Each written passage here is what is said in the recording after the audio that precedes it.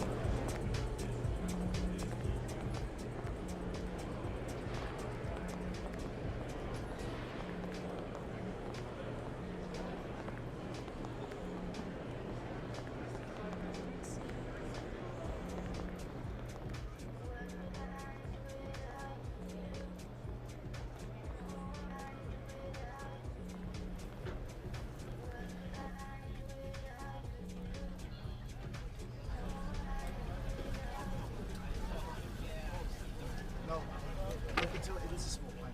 It is. Yeah. I think it's 7.6. Yeah, it's very forward to form already. So, okay, oh yeah, right, so that's the back there.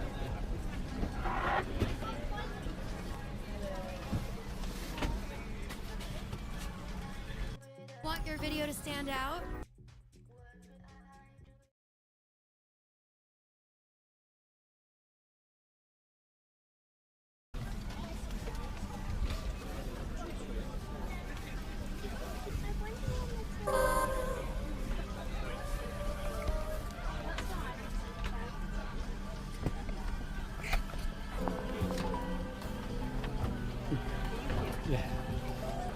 Reverse the kids. A little bit.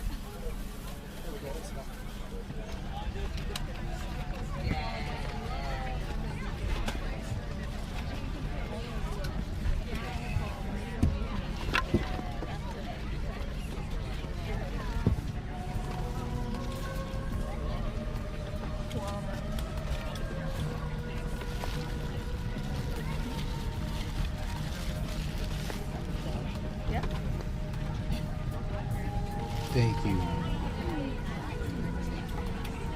Thank you, passengers aboard American Airlines flight to Dallas, Texas. We'll be going here very shortly. If you could just kindly put all your luggage in the overhead compartments in a very neat and tidy and decent order. Flight attendants will be coming down shortly to get the cabin ready for takeoff. Thank you very much.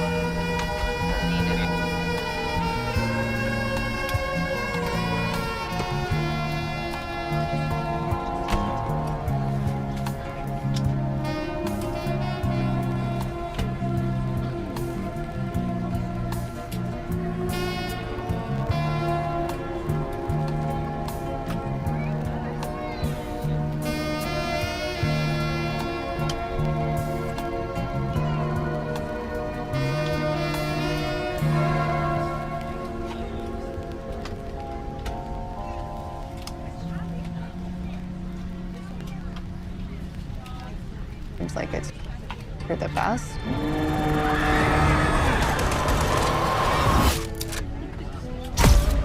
Citizens of America, the so-called Western forces of Texas and California have suffered a very great defeat at the hands of the United States military. Mr. President, do you regret the use of airstrikes against American citizens? We're moving to D.C. today. We need to go down there. They shoot journalists on sight in the Capitol. Every instinct in me says this is death. What? Every time I survived a war zone, I thought I was sending a warning home. Don't do this. But here we are. There's some kind of misunderstanding here. What? Well, you're American, okay? Okay. What kind of American are you? You don't know?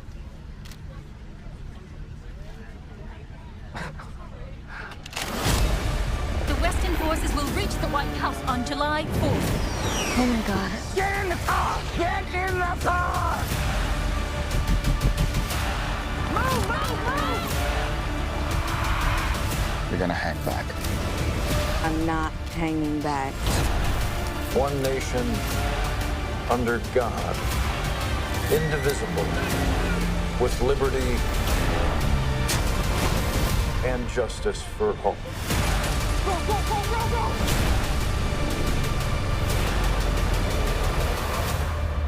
God bless America.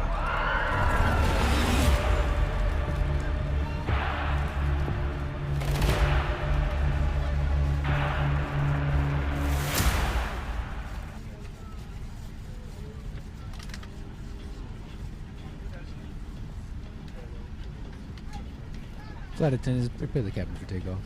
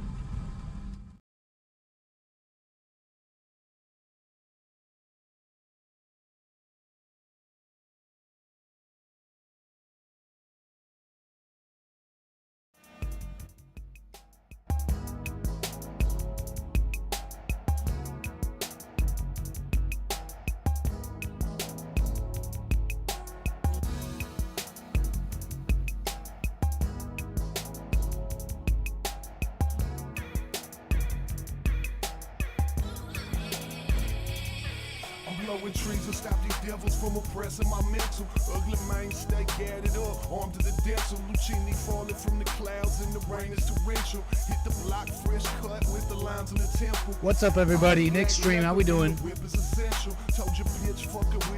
Yeah, we're going right now. Thanks for the patience. A little late here, but we're about to get going here.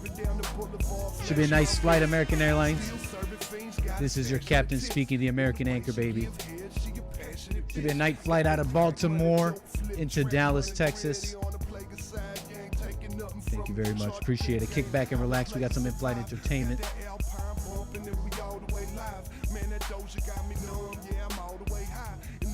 We're about to get going here. Nick Stream. Appreciate it. Kick back, relax. If they hate the way you make your paper, put the top back and breeze them out. Killer, but breeze them out. And if they're clocking on your dollars and your work, cock back and breeze them out. Killer, but breeze them out. Haters always gonna be up in your face, but that's a part of the chase. Throw some fatty up and give them a taste to breeze them out. Killer, breeze them out. Breeze them out. Killer, breeze them out.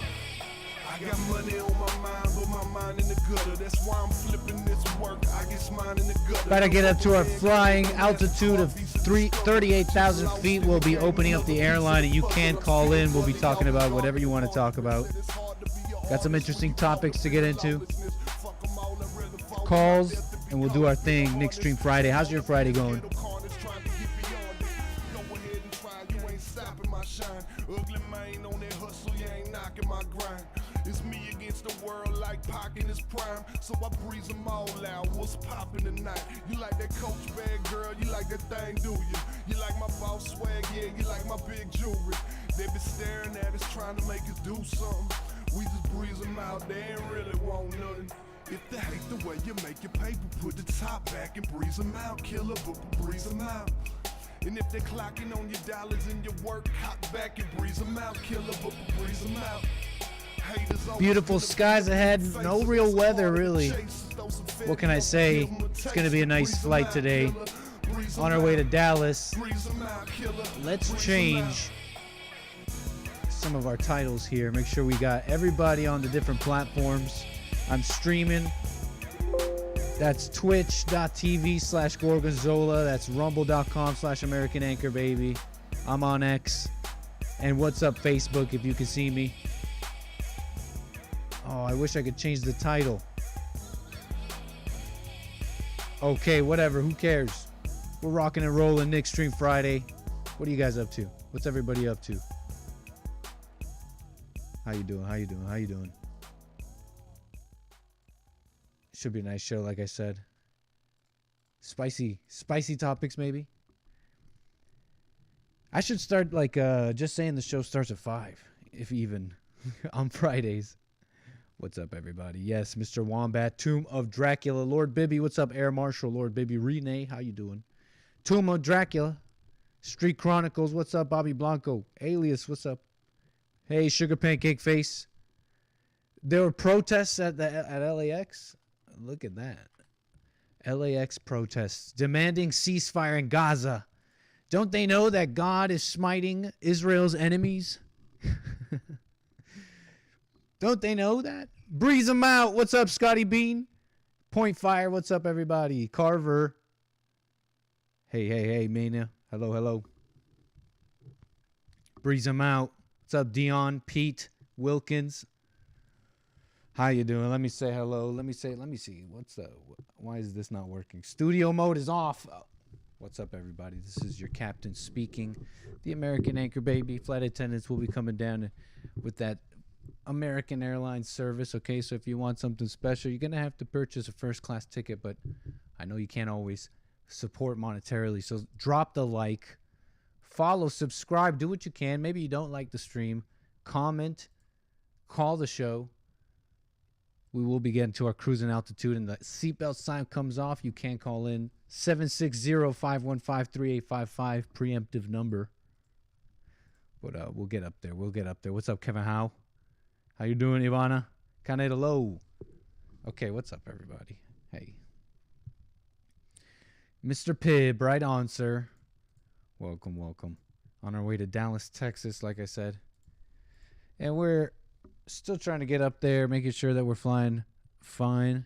Make sure we bring that throttle back so we don't get that overspeed warning we get. You know, we don't want to freak out our passengers here, okay? Because all this talk of affirmative action, it's got people freaked out, okay? All this talk of affirmative action, it's got people thinking about the big one. When's the big one going to hit? Not on American Airlines, though, or should I say, whatever. This is American Airlines, right? Nick looking like he just woke up. This is a zero, maybe like 20%. No. I'd say like 15% grease. It really is quite clean. I'm on the clean side. What's up, mildly attractive Snake Pit? Chattard. The guard. What happened? Hello, hello, hello. Welcome, everybody.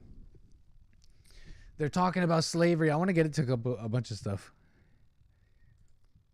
When was it that I talked about this? Yesterday, I showed you this like image that went viral. This like Fox News stat.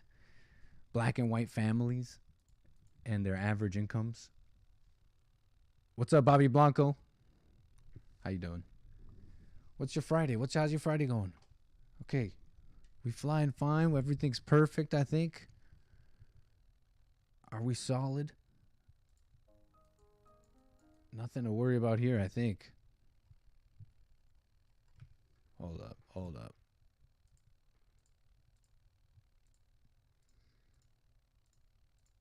You got to get it just right, okay? Hold up. Oh, what the? Oh, nice. Okay. What can I say, folks? It's Friday. Taloco slavery. What's up, Scotty B?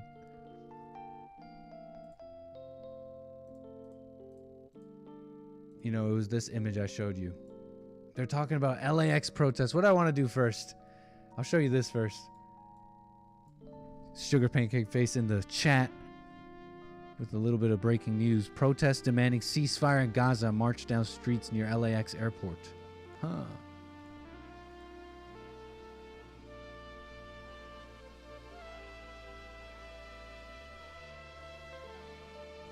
Wonderful Santa, too. Thank you. No, not this. CBS. Okay, dozens of protesters demanding a ceasefire in Gaza. Down the streets near LAX. Okay, so you heard about them blocking up the highways. The 110 highway around here in LA. So you seen that. They're blocking up, you know, LAX wanting a ceasefire in Gaza. Who knows if they'll get it. They'll listen to you now, right? Don't they know that that God is smiting Israel's enemies? Someone sent me this and it was interesting. I don't know what to make of it. The wrath of God. Bigger than just images. It's bigger than... Okay, hold on. This is Brandon Tatum. Officer Tatum. You know who Brandon Tatum is, right? Officer Tatum. He's what? He was on the Jesse Lee Peterson show, right? He was on a panel. He's done different things. And he's commenting on some news here. Some Turkish lawmaker who basically has a heart attack or dies. Just basically dies, I guess. Hassan 𝒏𝒊𝒄𝒌𝒔𝒕𝒓𝒆𝒂𝒎, Turkish MP, dies after suffering heart attack in parliament. All these people want me to turn off the ads. All right, okay, I'll eat the ads, Reuters. An opposition Turkish lawmaker died on Thursday, 2 days after suffering a heart attack and collapsing in front of parliament as he finished a speech criticizing the government's policy toward Israel. Uh-oh. Hey, thank you, Hake. Yeah, that's my Rumble link. Oh, no, wait. It's pronounced Gaza. You know, Kevin Howe. Salute to Israel for creating Uzis. Nice, nice. Hunk of metal that shoots. I wonder if he was saved. What's up, Vasco? Vasconomi, how you doing? Hassan 𝒏𝒊𝒄𝒌𝒔𝒕𝒓𝒆𝒂𝒏. Uh-oh, Hassan. Wow, not wow. Not wow, Hassan. Not Hassan Piker. A member of parliament from the opposition party died in Ankara City Hospital. So Officer Tatum's talking about this. Salam shalom. Turn off all ads. Turn off all ads, Nick, you a-hole. What ads? You talking about YouTube ads, or are you talking? I don't have any YouTube ads on right now. Okay, that's all manual. Okay, I'm all nice to you guys. It's like I'm not gonna spam you with ads. Or are you talking about ad block? These websites are wily, man. I don't know if you know. They get you to turn it off. You should have ads off for creators that you like, anyways. Oh, dang. So yeah, check it out. Officer Tatum. I guess he talks about it a little bit. The God of Israel. His comments on it are quite interesting, though, I got to say. On national TV. And as soon as he got done challenging the God of Israel, he died from a heart attack on He the died. spot. He You black. can't tell me that's a coincidence. He died. That the man is talking crazy about Yahweh and said that Israel will suffer the wrath of Allah and died. Don't believe me, roll the clip. Kurtulsanız vicdan azabından kurtulamayacaksınız. Vicdan azabından kurtulsanız tarihin azabından kurtulamayacaksınız. Tarihin azabından kurtulsanız Whoa. Emergency. The yoke on the plane is shaking violently. That means something's wrong, but don't fret. Don't fret. You're American. Your pilot is here, okay? I'm in the cockpit right now. Everything's fine. Okay, we're at 38,000 feet, folks. You know what that means. The seatbelt sign is off. And that means you can call in 760-515-3855. Flight attendants will be coming down. And they'll bring in the peanuts and they'll bring in the coffee. They'll bring in the whatever you want.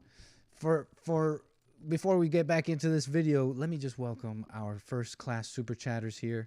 Mr. Wombat with the coming in strong with the first class super chat. That first class ticket is yours, sir. Thank you. Come on to first class and enjoy your seat. Getting in some practice for a pinball tournament, but wanted to send a salute to all my alpha males and females in the chat. Thank you. Send them weak betas to coach. Merry Christmas, Knickers and Knickerettes. Right on, Mr. Wombat. Okay? Someone round him up and throw him in his first class seat so he can enjoy the bottomless drinkies and snackies on the flight today. Beautiful stuff. We are at our cruising altitude. What can I say? Beautiful flight. Let's get it going. We're seeing Israel's enemies snackies on the flight today being smitten before our eyes. Allah'ın gazabından kurtulamayacaksınız. Hepinizi saygıyla selamlıyorum. We're flying an A320 Neo. What's up, Christopher Withers? Thank you. What's up, Jessica? Thank you, Emperor of Cats. Welcome.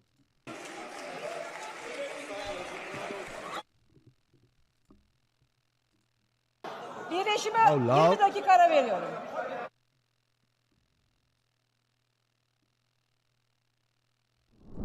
Right now, you'll say what the big on a website with. They're doing me with these ads. They're not even for me. Okay, so Officer Tatum. You challenge Yahweh to lift up the wrath of Allah and you die. That to me tells me that maybe, just maybe, Yahweh is the true God and Allah is not. Maybe. Some people may say he was a prophet and he gave his last speech and then Allah took him to meet the virgins. But I would venture off to say that that's kind of serious. For you to challenge Israel in a way like that, and after you make the declaratory challenge to say that they cannot escape the torment of history and the wrath of Allah, and he go, blop. And the spirit left him.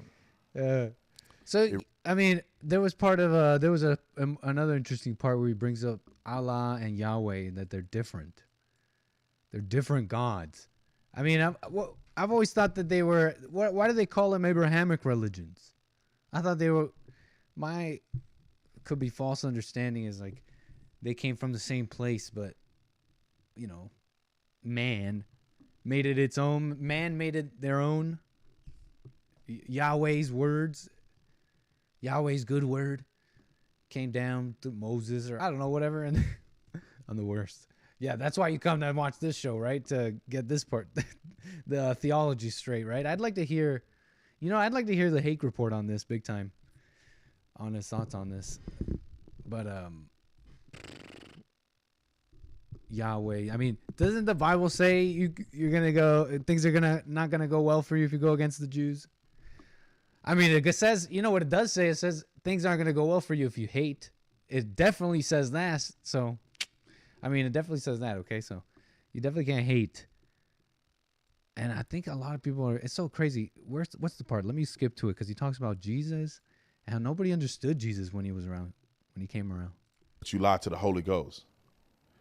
And it says that the spirit left them, like they died, right on the spot for lying to God.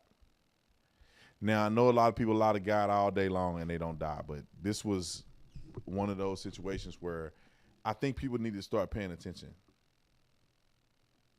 God. Thank you, Jessica, for the first class super chat. Enjoy your first class seat. I think someone else too.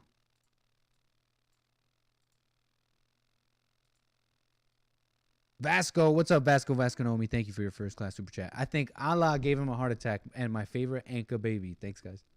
Sent these people back to Israel. The things that the Jews are experiencing and the things that the Jews have accomplished are prophetic things. You cannot stop the Jewish people for returning back to the land that God had already made out for them. I don't know about all this. They are going to face the wrath of God. You know, that they should be. That's that why nobody. It's the prophecy that they're supposed to be there. I don't know about all that. I just don't know. Been in the region since they made their comeback. And I honestly believe it. And people may say I'm biased because I believe the Bible, but it's their land. And they have made the land flourish. Now, is every Jewish person a good person? No. Is every Jew following the Torah? No. Some of them probably out there cutting up. What does that mean? I may be the blackest. I may be the blackest in the Bond network, but someone's got to tell me what he meant by that.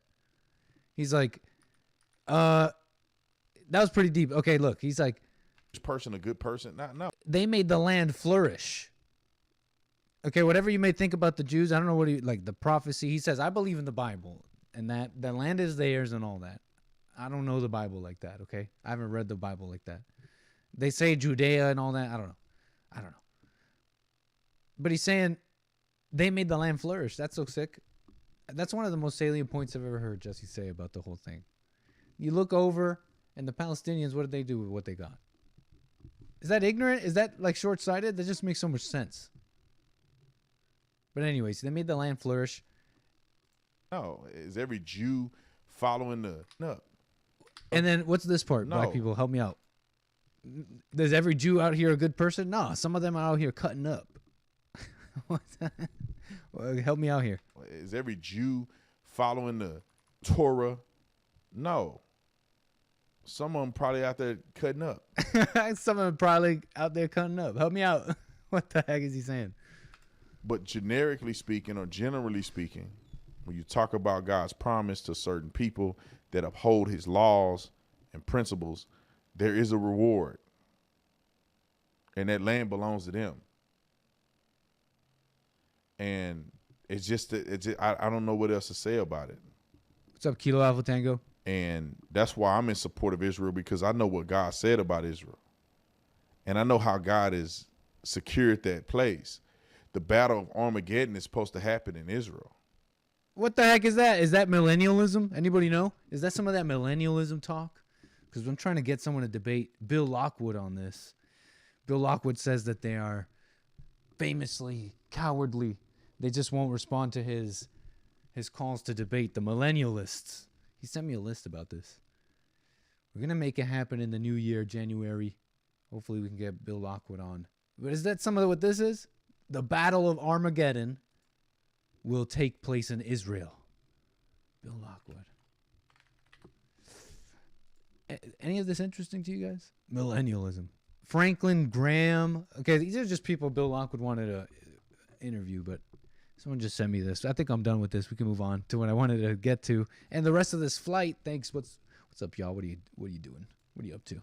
The end days, the Mount Moriah, the place where Jesus was crucified, all that stuff, that was in Jerusalem. All these things that you read in the Bible, if you're a Christian, if you ain't a Christian, don't worry about it. Just get to the next segment. If you're a Christian, you would understand the historical context of that region. Anyways, maybe God smote that dude. I met a bunch of fake black Jews, though. Scotty Bean. Okay. What if God really smote that dude? What's up, Vasco Vasconomi? Thank you. Anyways, we're in the cockpit. And we're flying beautifully. What can I say? Sun is beautiful. I think Sean, I don't know if he's still in the air. I don't know if he took an American Airlines flight. I should have asked him what flight Sean took. We could have tracked it. We should have taken Sean's flight. you know, I don't want to put out his personal business, but he said it on the show, right? He's off on vacay. He took a little flight skis back home, New Jersey. We could have taken his flight. Anyway, he's flying out of Baltimore. What do you... curvy? You see a curve? I don't know. Is that flat or is that a curve? I don't know about you, but we got chemtrails on. Sean says it's flat. He came out today. He came out on the Jesse Lee Peterson show. Right on. 760-515. We are flying beautifully straight. Yep. 3855. Anyways, where were we? Don't hate, okay? When hated, don't deal in hate. I'm butchering Rudyard Kipling. If being hated, don't give way to hating. And yet don't look too good, no talk too wise. If you can dream and not make dreams your master. If you can think and not make thoughts your aim. If you can meet with triumph and disaster and treat those two imposters just the same. But it's a pretty deep poem, okay? I'm being facetious, but it is. Net worth of a black family. Remember this? I barely touched on this yesterday, I think. I was talking about hypochondriacs. I barely touched on this. Yep. Did an engine go out? No. Did you guys... No. We're set. I don't think an engine went out. Nope. 2 engines going just fine. Thank you. Or being lied about. Don't deal in lies. Shout out to chemtrails. Okay. I barely touched on this.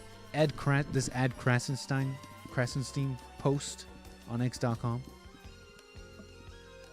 How do you explain this if it has nothing to do with systematic racism, he asks.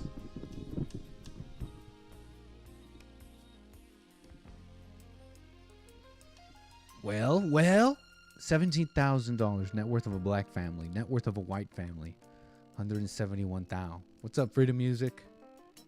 You know, the folks got into the conversation.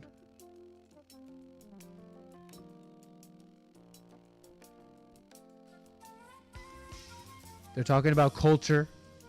Asian households are at 300,000. So is the system also systematically against whites? All interesting things to consider. Ed Krasenstein, though, is adamant. It's an honest question. What's behind it? Could it be years of racism? A lot of people are convinced it's years of racism. Just convinced. I have to go to my show from yesterday.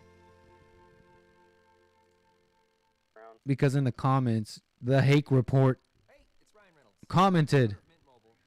Scotty Bean also commented on yesterday's show. Where you at? 2 hours ago. Here's the Hake Report comment from yesterday on the show. A little bit on this, I think.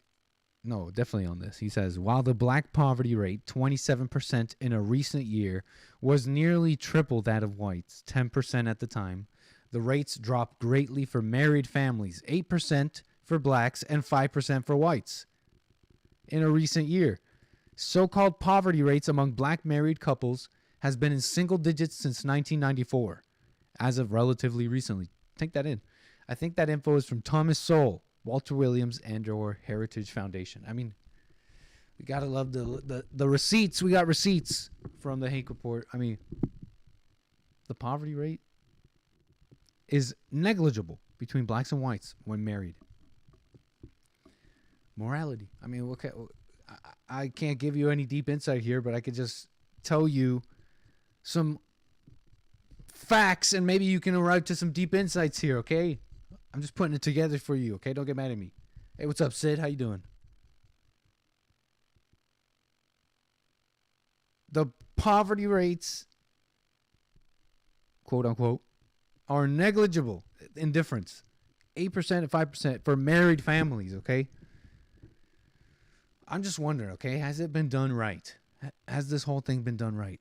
Owen Benjamin, you know who Owen Benjamin is? Of course you know Owen Benjamin. He put out a tweet. He put out a spicy little tweet, okay, or an X.com post. Look, this is the new X.com. You can this is definitely the new X.com that you can post what he posted. You don't know yet. I'll read it to you. But he's talking about slavery in relation to this image here, this Fox News image about the difference in families and how much money they make. The wealth gap. What are we going to do about the wealth gap? He says a lot of people are responding to Ed that this isn't true. Of course it's true. The average American black is a net negative $750,000 in tax revenue from birth to death. Think of how many make $0 and have zero wealth year after year in prison. Obviously, this system isn't working for them. Despite $750,000 in taxpayer government help in their life, they still end up basically homeless. It's actually a form of white supremacy to not understand and accept the different needs and requirements for various races. Why do we force the black man to live in a white man's system designed to benefit the nature of the white man but keep the black man confused and disadvantaged? Spicy. Okay, hold on. I guess I just want to read it out and then comment.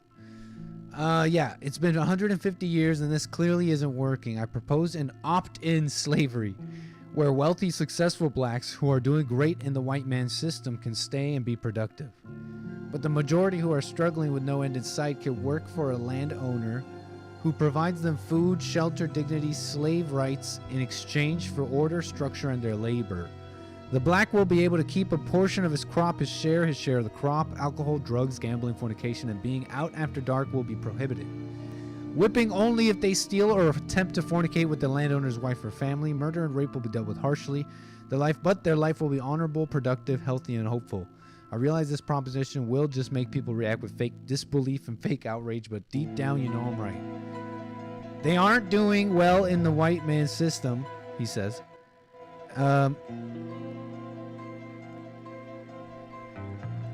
It says, and I think forcing them to be what they aren't is white supremacy. Imagine living on a beautiful plantation with streams, meadows, deer, and birds, intact families, a day off, no more than 8 hours a day of work, trade, skill building, intense moral codes to keep them from crunking, I don't know what that is, and self-destructing.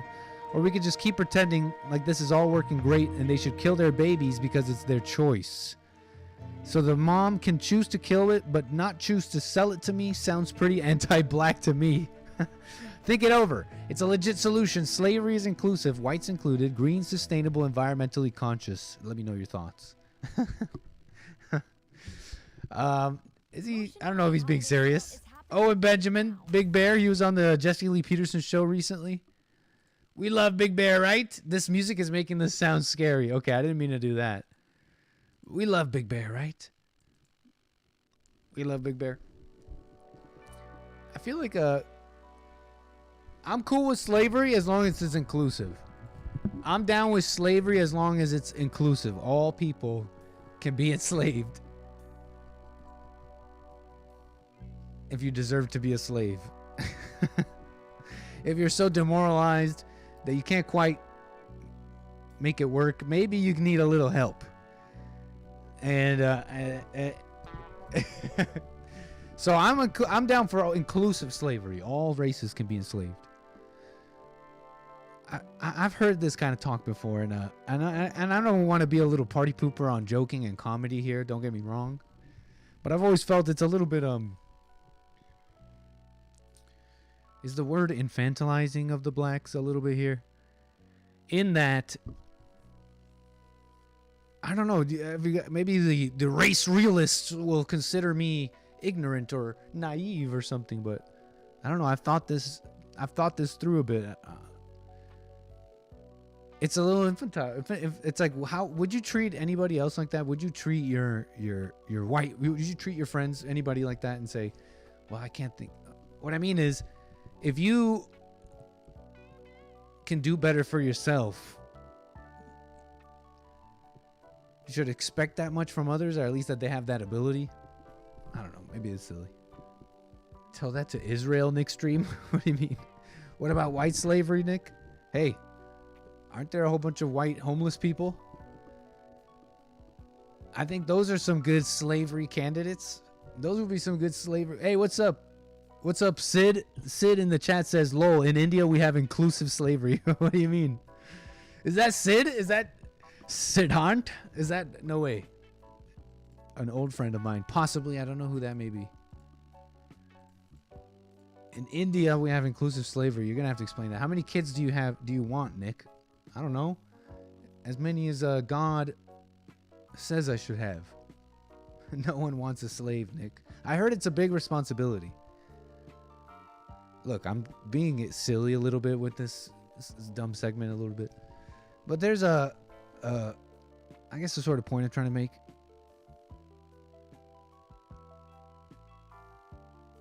In that, or I don't know, maybe just highlight interesting things here. I'm not even making a point. I'm not even there yet. Just highlight interesting things here on free will and being free. What does it mean? I was having a conversation with someone yesterday or the other day about being homeless or being a slave. What would you rather be, homeless or a slave? And you might even think, oh man, as if I was homeless, at least I'd be free. As long as if I was homeless, a drug addicted homeless person on the streets, at least I'm free, right? At least I'm not a slave. At least I'm not under chattel slavery under another person. I'm not dehumanized and owned by someone else. But you know, when you really examine it, is that person on the streets really free? Are they really free? You know, the Bible talks about being a slave to sin and stuff. You know, kind of remixing things you've probably heard here, but kind of interesting, don't you think? Well, I heard you say, Nick, let's enslave the white homeless. Hey, I'm an equal opportunity slave master. No, that's I'm LARPing, okay? I'm thinking too highly of myself. That's a joke. That's a joke. You know, I bet you they say a lot of the what do they call them? The Confederates, the people from the Confederacy, okay? Those people. They say that they were pretty decent. I heard a lot of those people were decent. Ulysses Grant. Anyways, what was I saying? Owen Benjamin is talking about enslaving people. Crazy. But is it any life people are living today, huh? It seems to me like you have to be a slave somehow. You have to be either a slave to good or evil, like the Bible says, okay? Just says it in the Bible, okay? I'm not even trying to be deep here. You have to be a slave to one or the other. And it's like, oh, it reminds me of Jesse talking about the civil rights. And so it makes me think, like, has the right way been tried? I think about Owen Schroyer talking with Jesse Lee Peterson and about Republicans going into the inner cities and how they never do that. They never, ever do that. They never go into the inner cities and talk to black people. Has the right way been tried? It seems a little infantilizing of black people. You know, I'm not trying to be a party pooper on the jokes, but Black Wall Street was rebuilt. They talk about Black Wall Street and how they burnt it down. The white man burnt it down. Oh, and they burnt it down, and it's like anytime we want to have something, the white man burns it down. But take in that Black Wall Street was rebuilt. Remember that? You remember that? It's like they had a riot. Now they call it the Tulsa Race Massacre. It was just a riot between blacks and whites. Mutual combat, okay? Both sides fighting. And what can I say? The thing is, they rebuilt it, okay? Where are those blacks? Is Jesse lying? His story? How blacks used to be? Christian, married? This shouldn't be even a point. If the races were united, it wouldn't even matter if there were some difference. the blacks would have their own thing. They would have built their own thing. They would be Christian. They would be married. They'd be, you see what I'm saying here? They would have their own stuff. So it wouldn't even matter if there was a gap, because they would be united. How, in my opinion, how blacks and whites are supposed to be. It's America. Blacks and whites they're like this. They're supposed to be like this, right? Or what? I hear they were supposed to come together naturally, but then they did the forced integration. The government got involved, and they're like, no, you guys got to play nice. And you guys got to bring blacks into your businesses. You guys got to do this and that. And now you got the mayor of Boston having coloreds only parties. So there's your civil rights. You know, it's like no one's going to save you. Culture's not going to save you, black people. You're black people, my people. They're not going to save you. White people, I don't know. It's like you got to do your own thing and fix yourself, your family, look within. I don't know. I'm not trying to even be fake deep here. It's just, you know, it's true. Self-responsibility. I'm at the point where it's best for myself to deny all history. Oh, my bad. I had the lines muted. You can call in 760-515-3855. The Blatz is brainwashed. And the brainwashing goes deep. It's surprising. But anyways, I like highlighting their story because it teaches me about myself too. Their story with the hatred and in their family homes and anger and growing up angry in that family home. That whole dynamic should be kind of a mirror to all families in America. How the mothers have destroyed the black family. That should be a mirror to all homes, even the white families who have both parents in their home. And how do you explain rich people? Rich people get on drugs and they'll kill themselves. Matthew Perry, ketamine, dead. Yeah, anyways. Hating, anger. Okay. You guys follow me. World's first pill to treat postpartum depression. That's the kind of stuff that our society's into. When are we going to fix this? We're into postpartum depression pills, thinking that's going to fix things. If you had a son, would you name him after Jesse? I don't know. Jesse Gonzalez. Little Jesse Gonzalez. Little Jesse Gonzalez. I don't know. I haven't thought of baby names. Who knows if I even have a son first? That's a little presumptuous to have a boy first. Only alphas have boys first. Only alphas and men who go around like impregnating a bunch of women and they're like deadbeats. I don't like using that deadbeat word. It's kind of an evil word. But usually those kind of guys, they go around leaving sons everywhere. And single mothers. I don't know if you've noticed that. Dang, it's hot in here. Give me 1 second. Let me turn on the AC. Kick back, relax. I mean, what can I say? It's Friday. Nick stream.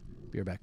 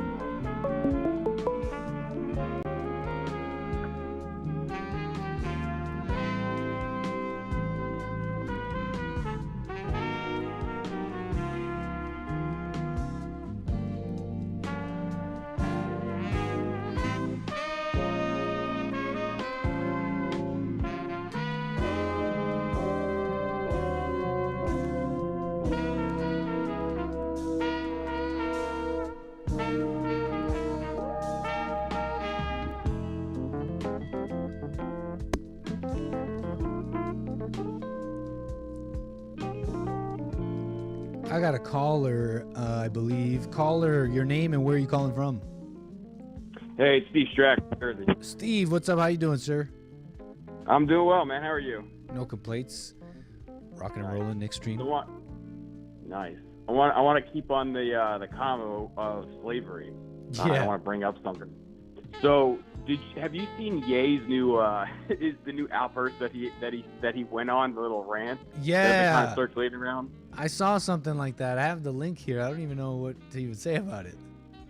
Right. There's a lot of things to be said about it, but at least in relation to like what you're talking about with the whole slavery thing, he keeps bringing up every time he talks about somebody somewhere about all this stuff. He always still brings up slavery, and he brings up how black people are enslaved, or how he brings up they basically enslaved themselves. And what I ended up realizing was that what you said before, Republicans aren't going into the cities. They're not going in there and trying to say, hey, there's a better way of doing this. I think that's the moral way of going into politics, and at least introducing something different than just, oh, we're going to offer you free stuff. It's like, no, we're going to offer you, if you want programs, here, how about you learn to work and you learn to actually take care of yourself and be responsible. And that's what Ye has always been talking about with this platform. And I think that gets lost so much because of all the crazy stuff that he says. Well, not really crazy, but it just gets lost. And I think it's unfortunate because a lot of the Republicans, I think, can learn from that. To your point of, maybe we need to revisit this conversation of, all right, can we turn slavery into something being very noble? Not like, oh, I'm a hero for doing it, but it's like there's some honor, like you were saying, there's dignity to it. What do you think about that? I just like the whole conversation because it's just so different than the world in the mainstream. Oh, you're told these slavers, they're the worst people, and that slavery was a certain way, and it makes you almost want to react completely the other way, be like, no, but that's not the point here. I think it's just the conversation. It flies in the face of what people think is so great about this life, and the liberal equality world. It flies in the face of that because these people, a lot of people aren't free. They say they're free in their sin, and they're free to do whatever they want, but that's not a real freedom. And you compare. I look at Black Wall Street being rebuilt, those images and Uncle Tom, and then black people today, and even just America, all Americans today. It's like, what happened? Bring back you know what I'm saying here? It's like it flies in the face. I thought you said that's such a horrible time. Right. I know exactly what you're talking about. So your question that you asked before about would you rather be a homeless person or be a slave? I kind of want to answer that. An extreme Bible question. Would you rather be homeless or a slave? Yeah. Excuse me. I'd like to answer the biblical question. Yeah. I'll give my 2 cents. And then as you start, I'll cut you off and then repeat it. Nice. There we go. Let's go. But so I actually would answer, I'd rather be a slave, because here's why. So, I think I currently work for somebody. I don't own my own business. I tried to do it once before, and I realized even in that sense, all right, I had to kind of lower my pride a little bit and realize stuff wasn't working, and opportunity to work came up. Slavery all comes back down to just having the opportunity to work. It has nothing to do with getting the factory. You're getting whipped 12 hours a day. It's just, I think that's the big problem though, is people have this image of what they think slavery, quote unquote, means. It's really just centered around work. I mean, right now, the stuff that I've learned in the 2 years of going back to working for somebody, and the growth that I've actually had within their company, to be able to see all these other skills that I'm opening up my eyes to say, wow, I never had these basic skills and these basic tenets, to just approaching work in general. I see why even trying to work for myself failed, so that's why it's people want to be free. It's all right, here's your freedom. What are you going to do with it? And that's where they'll self-sabotage. So that's why I think it's worth revisiting this conversation. And I just really hope with Ye, with that. I said, no, please go on with Ye. Yeah. I just hope it doesn't get lost again, with last year, because his platforms were great. And this is where, when he had Nick Fuentes come in and talk about his platforms and talk about the things of what he wanted to do, I mean, they were really practical, and it was mixing in, you know, real love into actual action, not just, we got to get rid of the trannies, you know, like, I'm just tired of hearing that because it doesn't help anybody. I hear you, man. I hear you. I just like I like the question. Okay, it should be I like things that make you reflect.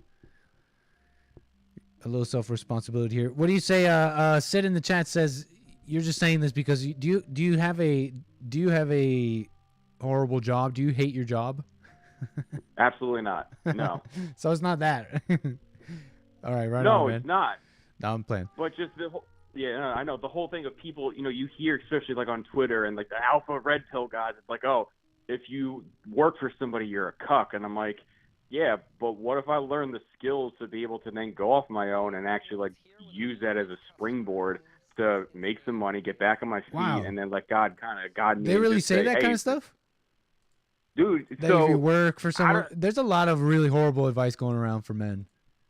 Yes. I mean, you gotta be humble and it's like, okay, maybe you're not. It's like, this is what I mean about the slave thing. It's like, obviously you don't want to be a slave, but it's like, I think about myself, for example, and I'm like, man, why do I have to be told to do things certain times? And I think I'm so messy. I was like, I should be a slave.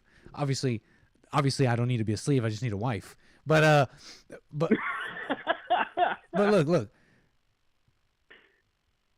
People are just mess, okay? Anyways. I get what you're saying, though. You know, because so even with my job, like I actually have so much freedom. Like I don't want to get into, you know, some specifics about it, but like I actually have so much freedom. No one's really breathing down my neck whatsoever. I travel a lot. You know, I have a decent position, but it's given me the opportunity to be, you know, self-reliant with that little bit of a safety net. And I think there's nothing wrong with that. Especially this is what I think gets missed with the whole thing of slavery, because it's demonized, but it's like, all right, you kind of have an opportunity in a way to fail, but still work at the same time, so that when, you know, not to sound crazy, like, well, NASA sets you free, you know, you can go off and be fine. You get what I'm saying? Like, it's the parallels between just a job and career I'm starting to just notice are so similar to that. It's just, unfortunately, again, the word has been weaponized, and people look at it as not something that can lead to fruit. You know what I mean? Right on, Steve. Well, appreciate that, man. Anything else you want to say before we move these wheels? The other question I wanted to just ask, because I've just been seeing a lot of people online. They've been, when they talk about like how to deal with narcissists and how to deal with like people with borderline personality and bipolar and all these other, you know, DSM diagnoses. Don't you think that if you just learn how to deal with evil in general, you learn how to deal with all those things? Oh, that's what I was saying yesterday. Then these doctors got to stay in their lane and stay out of this mental world, because they just have the worst advice. Okay, they're saying now that hypochondriacs, well, it's real because hypochondriacs die sooner. Imagine if there was one person in that world saying, thoughts are lies. Your thoughts are lies. So stay out of the mental world, okay? They don't know what to talk about. Yeah, I know. That's where I'm kind of getting to. It's just like, all right, if you learn to deal with evil in you see it's all evil. What's the point of trying to, you know, like reduce it to parts? Absolutely, man. All thoughts are lies. Nice. All right. I'm kicking the door open. I'm jumping out of the plane. I'm getting out of here. All right, sir. Take this parachute and take care. Later, man. Thanks for having me on. Right on. You can call in 760. There was a couple calls trying to come in. 760-515-3855. What can I say? An Extreme Friday. Okay, I don't know if Owen's being serious about slavery. I don't think they need to be a slave. That's what I'm trying to say. Okay, they need to get married. They need to forgive. There's a lot of bad advice going on around out there, okay? Blacks, like all people, need to forgive. Okay. They need to look within. Like they used to. Am I wrong about that? Am I just making that up? At least there were some, at least more than today. Right? Anyways. Civil War. You've seen all this. Ads. for these movies, Civil War, all these stupid ads. I don't even want to show you any of them, actually. Someone was trying to call in. It's unmuted. 760-515-3855. There's these like commercials for these movies coming out. They're programming us for a civil war, they say. I already showed you this earlier. Oh yeah, the Society of Magical Negroes. I'm saying I don't want to show you, but I'm already halfway there. What the heck? I know you can feel their discomfort, Aaron. Watching you walk through a room full of white people was the most painful thing I've ever seen. Excuse me. Sorry. I don't want to take you to a job interview. There's a recruiting class starting right now, and we got to get you in it. Welcome to the American Society of Magical Negroes. I don't really understand. It's easier to say. What's the most dangerous animal on the planet? Shark. White people, when they feel like Yeah, more BS. I mean, whatever. 10 more seconds. White people. I don't even gonna comment on this. Feeling We'll move uncomfortable precedes a lot of bad stuff for us. That's why we fight white discomfort every day. Because the happier they are, the safer we are. Yeah, more BS. Kilo Alpha Tango. You're right. You're right. Beautiful. We're in the cockpit, flying beautifully. Everything's great. We have no issues here. On our way to Dallas, Texas. Sun is going down on the flat earth or the round earth, whatever you want. And we got our first class super chats. Thank you, Linya Chin. Says, one time in rapper camp, Hassan stuck a do-rag up his nose to floss his brain. Then he turned black. Forgiveness, please. Hassan Chop San. Right on, Linya Chin. Thank you for the super chat. Appreciate you supporting the show. And DJ 2020 Hate Report over on Rumble. Thank you. Amazing. Okay. Crip Mac. You remember Crip Mac? I freaking love this guy. Speaking of families. You remember Crip Mac? Crip Mac. He was on that this Channel 5 video. Went super viral. I mean, I haven't really been covering Crip Mac because he's been getting into sordid activities over on No Jumper. You know No Jumper? If you don't know, the saga goes like this. It's this guy, he's the host of a podcast called No Jumper. His name he goes by Adam 22. He's the man who let his wife have sex with another man. You remember that guy? Adam 22. He's the guy who, and they're not strangers to this, by the way. That's their whole. Let me just make sure. I should be careful before I search Adam 22 images and just throw that up. I should be careful here. Okay, but you know who I'm talking about. They went super viral, even crazier because of this crazy moment where he got a man to have sex with his wife. It's really upside down. It's so something satanic about it. Being super famous. There's something really satanic about being super famous and using marriage in that way, but I shouldn't go around judging when probably the same, most marriages are probably controlled by the same spirit. Anyways, what the heck am I talking about? Crip Mac was recently on basically a reality show where they try and find someone, a new man to have sex with his wife. It's really messed up. So I haven't really been covering him. But yeah, it's the 5 guy, the guy with the 5 tattoos. To get real tricky, you get real Mickey, you get real dangerous. My goddamn, he came to 55th Street to do an interview. God, great man on hood. But I'll fuck your wife, Custer. I'm gonna keep it 55th Street. Who's Custer? A Custer is a buster with a C on my motherfucking crib. Something nifty on 50. I mean, this guy's an absolute legend. Iconic. Suicide. Never commits suicide. I mean, what can I tell you about him?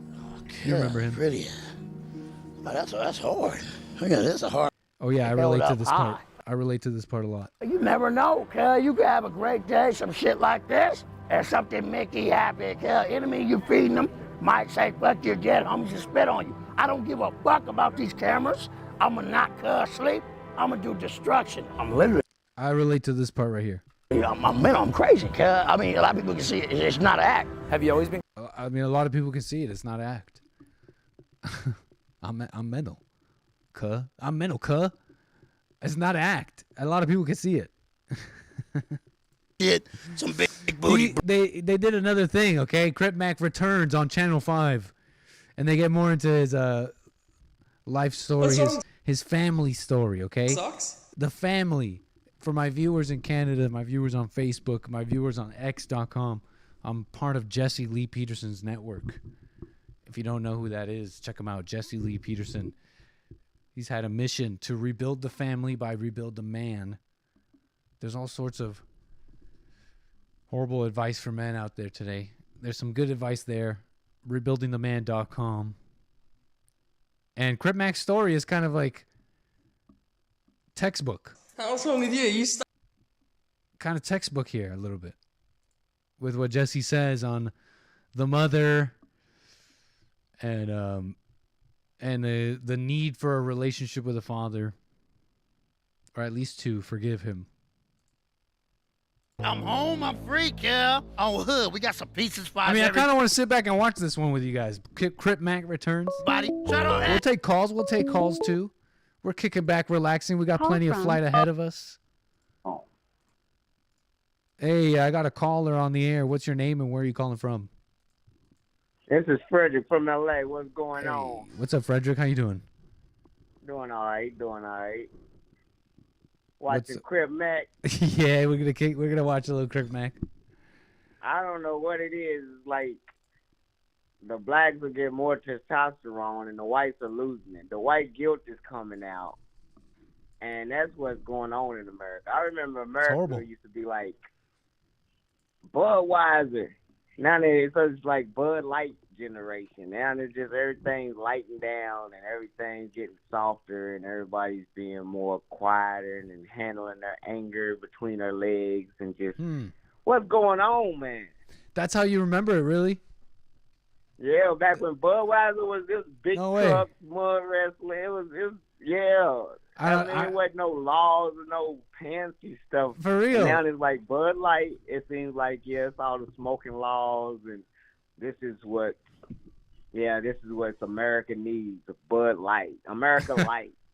This is America Light now. It ain't America no more. It ain't. But on the other side, it's like, ain't nobody there to keep them in control. They gonna run it. It's cool to hear about it. You know, I mean, I've heard America tough and all that, but it's cool to hear about someone talk about it. It really was like that. Yeah, I mean, just think about what you're not allowed to say. You're not allowed, you get offended to this. I mean, it's crazy. Yeah, politically correct was like, shut up with that political. I mean, they had a rap on before it overtook everything. Politically correctness won eventually, but I remember it was coming in and people was like, what are you talking about? And I'm sober and I'm not even high for the crowd that everybody's hating. I got my grandson. We got our tree up and we don't worry about chat. Yeah, I know they always. If you doth protest too much, isn't that works against you? Ones. Huh? If you doth protest too much. Yeah, yeah. I know how it is. I called in to Hank today and talked to Omar. I thought he was going to say he was voting for Trump. I wanted to ask him about the electric cars. How is Trump going to deal with the electric cars?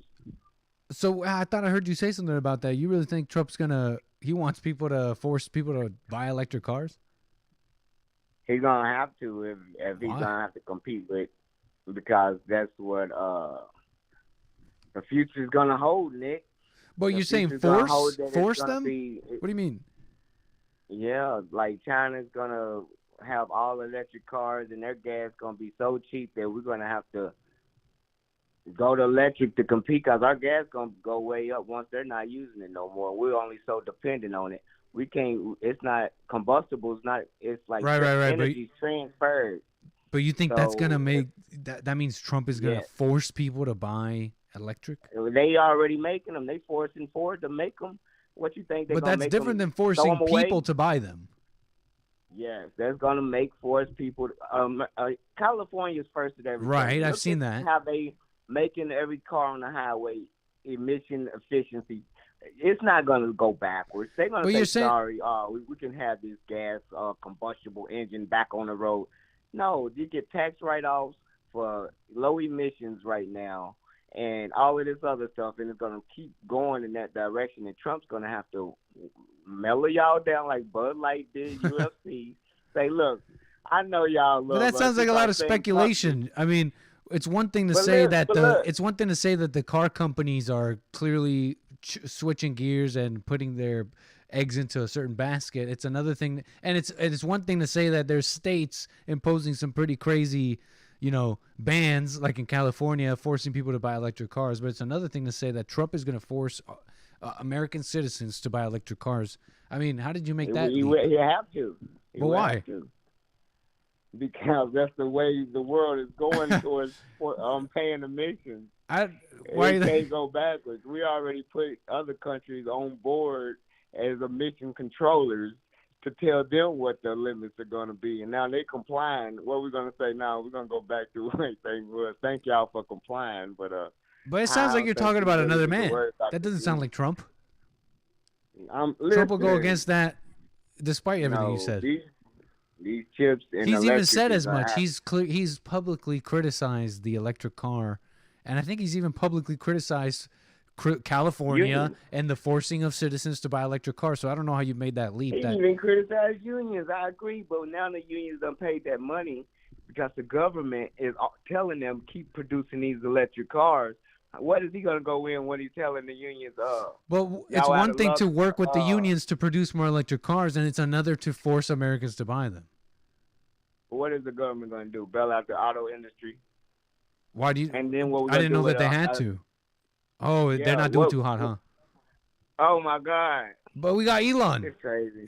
I know. And look, and I know what you're saying. Look, because it's like one thing to say that, well, Trump's not going to force everyone, but if the economy, I mean, if they're going to subsidize electric cars and all that, where's the market? Where is there going to be the market for and the incentives for car companies to make a cheap gas-powered car for the American family? I don't know. All right. I don't know. I mean, it's gonna be a one. Are you saying it's because of gas prices? Yes, they're gonna go up because the OPEC and all them other countries that's united, we don't have the oil in just Israel and NATO. And we need them other countries to be online to make our gas prices regulatory. That's why these Semites gone nuts. We need the Europeans to get it under control because we need their oil. We're gonna need your. I'm sorry, Semites. We're gonna need your oil. Excuse me. You know, you said we're going all the way. We're going all the way around. We're gonna go all the way around from against the military establishment to actually we're gonna need that oil. Excuse me. Yeah, they're gonna sell it to us for that high price dollar too. Hey, it's gonna look ugly, but I don't know. It's all good, but I just remember men used to be men, and I'm not a buying lover because, he is a puppet just like everybody else. Both of them. But why aren't you rolling with Trump? When men were because men. He's a dang Zion. It's gonna be It's gonna be World War III. I know you liked Omar voting for Colonel West. Yeah. I did like that. Yeah, that's all. But we ain't got no hope. You know what I'm saying? Unless he gonna come out with a better slogan than Obama saying, "Don't boo, shoot." You ain't happy with your politician?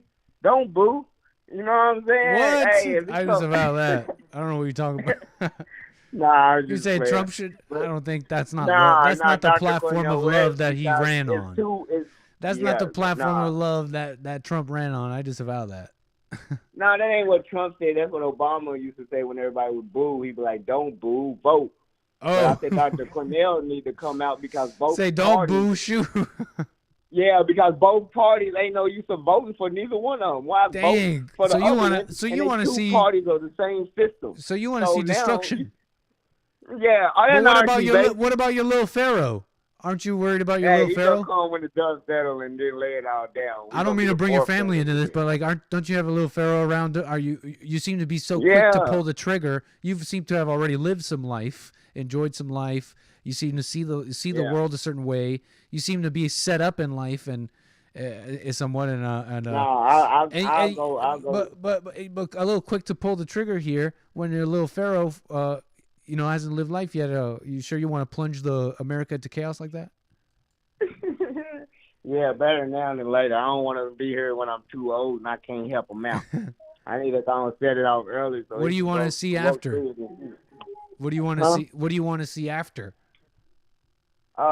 Just What do you want to see the conclusion of all that to be? What do you want to see rise out of the ashes? Exactly. Some of it. Just because, like, when you show 17,000 versus 171,000, that alone is just wake some people up for just seeing the wealth. Like, that can't be real. No. That's But like even if real it's folks, somewhat and real, they what do you really say? don't. I'm sorry, I talked over Huh? you. Can you repeat what you said? No, some people really wouldn't think that was real until they seen it. Even white people, and that would cause so much white guilt. Even when white people would see it, that they'd be like, "That ain't real, is it?" What about all the pro athletes? Are they in? Yep, all that's averaged in. All the Hollywood blacks and all of that averaged in with that. Yeah, they'd be like, "Wow." So you're saying that they the numbers suck. are fraudulent? You're saying the numbers are fraudulent? No, I'm saying those numbers are pretty much right. It might have went up to like maybe 40 to 200 and something, Oh. but it's close to yeah. But you're saying what's behind it has to be. You agree with Ed that it has to be some. It's white guilt. Yeah, look at this. Or is it? It's Or what like, about racism, systematic racism, and all this? I mean, it's like somebody's holding up a sign that says "read this," but then you get down to the sign, they got their pants down. Yeah, hold up a sign. Wait, so saying is it one thing, systematic just for you to racism? look at their ass. Yeah, but this is what they really wanted you to look at. So the context around it, no, it ain't systematic racism. It's just look at my ass. You know what I'm saying? Made you look, but that's What? the I don't know what that focus means. of. Yeah, sometimes they put stuff in context around the quote. See. So what do you want to see rise out of the ashes Of America? No, just reparations. They're gonna do it in California first. We are always gonna be the first state to be like showing the other states what to do. So watch us figure it out, and then the other states gonna have to model it. But I think we're gonna be all right. Man, What you think really about think that? that's You don't gonna see help California? them? Don't you think they're just gonna squander like? You really think that's gonna help them? You really think? It ain't about helping them. It's about You really think giving shutting them them money up. is gonna? It's just about giving them their last thing. So for you, reparations is not about helping black people. That's interesting. Yeah, Reparations it's about is not like, about helping black people. You admit that. yeah. So what helping is them it about? Taking away their crutch. If they got a crutch to say this is our crutch, You let's give them. you hate black people. Let's give it here. Let's take away y'all crutch and make y'all stand on yourself. All right, No how much you say way. you need? So you admit it's not about Now, helping let's them. say- You admit it's not about helping them. It is helping them. If you're taking away their crutch, that's helping them. Okay, but you're saying it's not about helping them. Yeah, it's about taking away their one gripe so kids can't even have no gripe. So it ain't about them. Oh, so that'll wipe the slate clean. Generations of generations, because these kids ain't the ones that even did the work.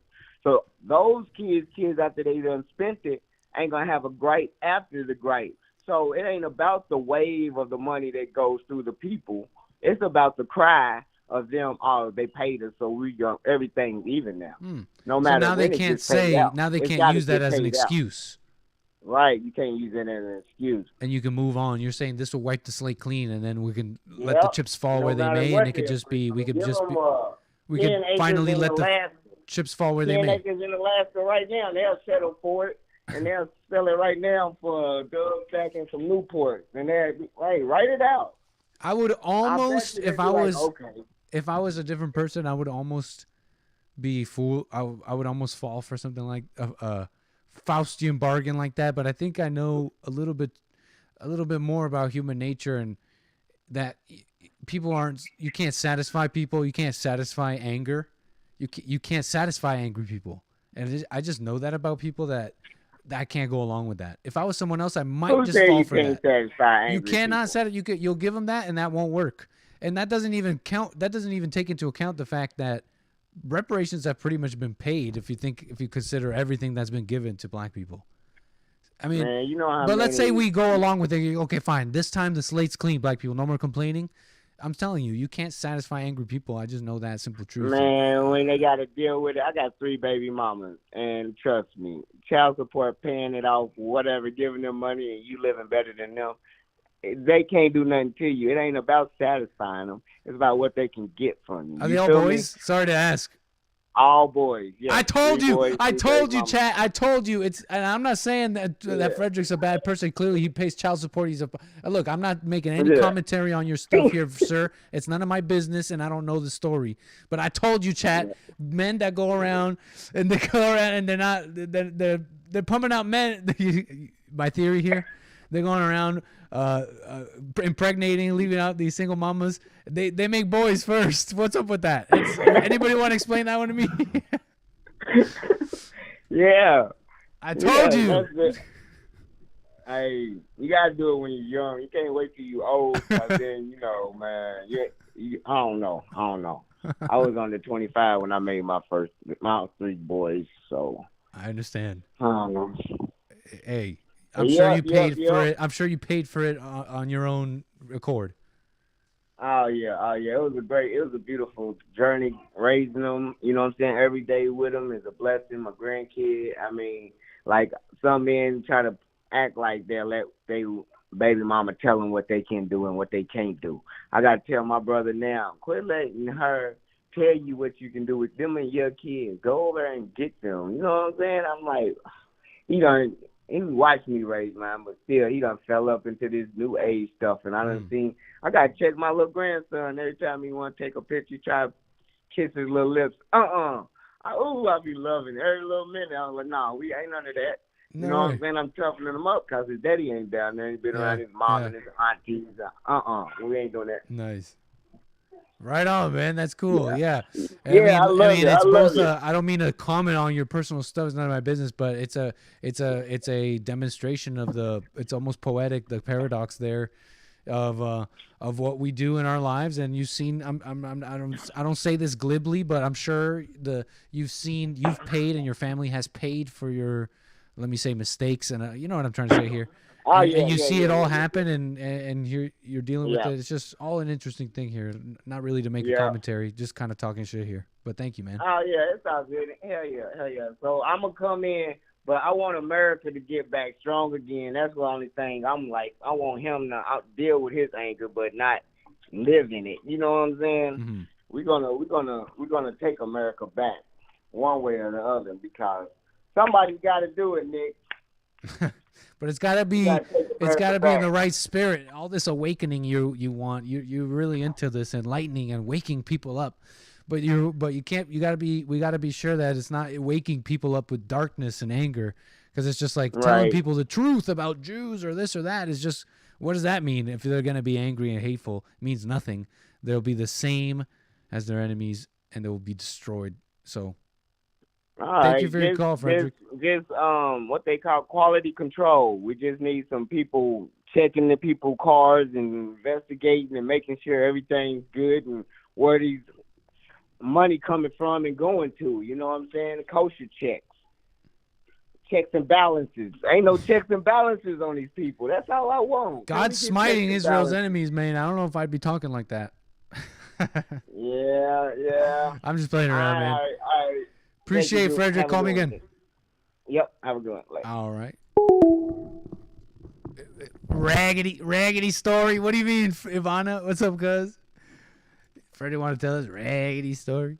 We're in the cockpit right now, and we're flying beautifully. Chemtrails are on. Flight attendants are coming down the cabin, of course, attending to your needs. what can I say? I mean, I'm almost surprised here. I'm almost speechless. Something's supposed to be going wrong, surely. Surely something must be going wrong. No, everything's going well. Flying beautifully. What's up, Mr. Pink? What's up, Flat Sabbath? Welcome, welcome. Flat Sabbath.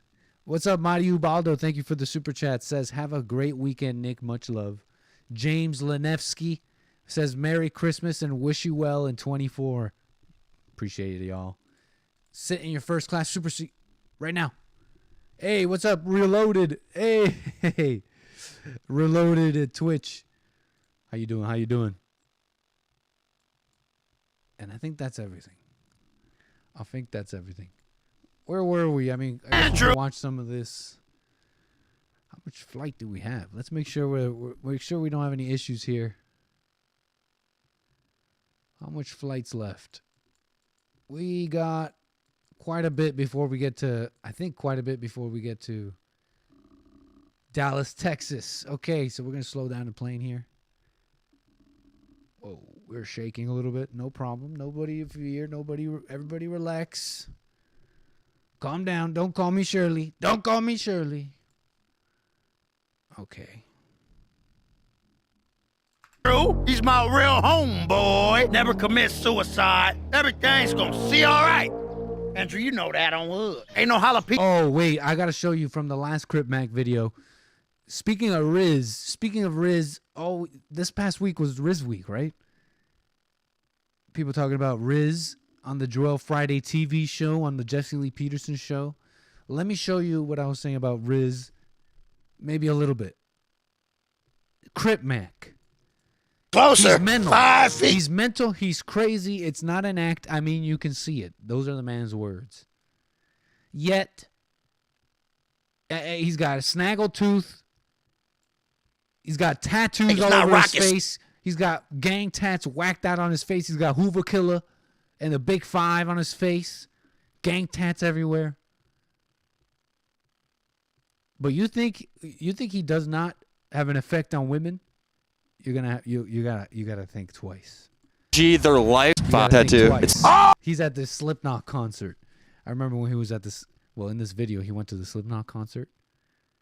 At least 5. Okay, where is Oh, goddamn! Actually, have the rage and Out of jail, been 5th Street. This type of music could go good with some great lyrics. Soon as I got put on, in and out of jail, been my lifestyle. Banging 5 to set, young hustlers going wild. Smashing anything that is tramping hood. Me and my lokes up to no good. that little freestyle? Soon as I got He's like, okay, let me just freestyle for you. 5th Street. This type of music could go good with some great lyrics. Soon as I got put on, in and out of jail, been my lifestyle. Banging 5 to set. Look. Look, you see that? Young hustlers going wild. Smashing anything that is tramping hood. Me and my lokes up to no good. It's over. It's over. From Poetic Paradox Glibly to Crip Mac Riz. Hey, thank you for tuning in. Thank you for watching Nick's stream. Appreciate it, Carver531 with the super chat. He looked like a cracked out version of that kid from Family Channel. So Crip Mac returns. If you haven't seen this, let's just chilling. Let's watch a little bit of this. Pino's going in nobody's ass on neighborhood Crip. You hear me? What do you mean? Let's keep it 55th Street. There's a man that was in prison and he owed a debt. They were going to DP Cuz. He didn't want to fight, so they put jalapenos in Cuz' asshole. They put jalapenos in Cuz' ass. They throw jalapenos in his asshole. On hustlers. On hustlers. Sucks. Just a little shit called hustlers, you find me? Shit that comes regular with this gangbanging. A lot of people won't understand that shit, though. So he pretty much got himself in a debt, and he wouldn't fight. Canada Low says, get Crip Mac on the phone state. I don't know. I feel like that's a bit of a liability. Like, this guy's not playing around. Like, this guy's like in and out of jail type, like, for real. I don't know if we want that kind of heat around here. Although I really want Jesse to talk to him at the same time. And I've driven down there, 55th Street or around that area. Anyways, look, it's just, what a mess. man. His whole thing was he had a release date, so he didn't want to fight back. You know, he want to get to the extra time. That's how it go. You don't want to get in no type of problems with the South Side or South Essays. Very dangerous. But they were surprised. They thought I was gonna, I'm a big guy. They thought I was gonna take him down and put jalapenos in their ass.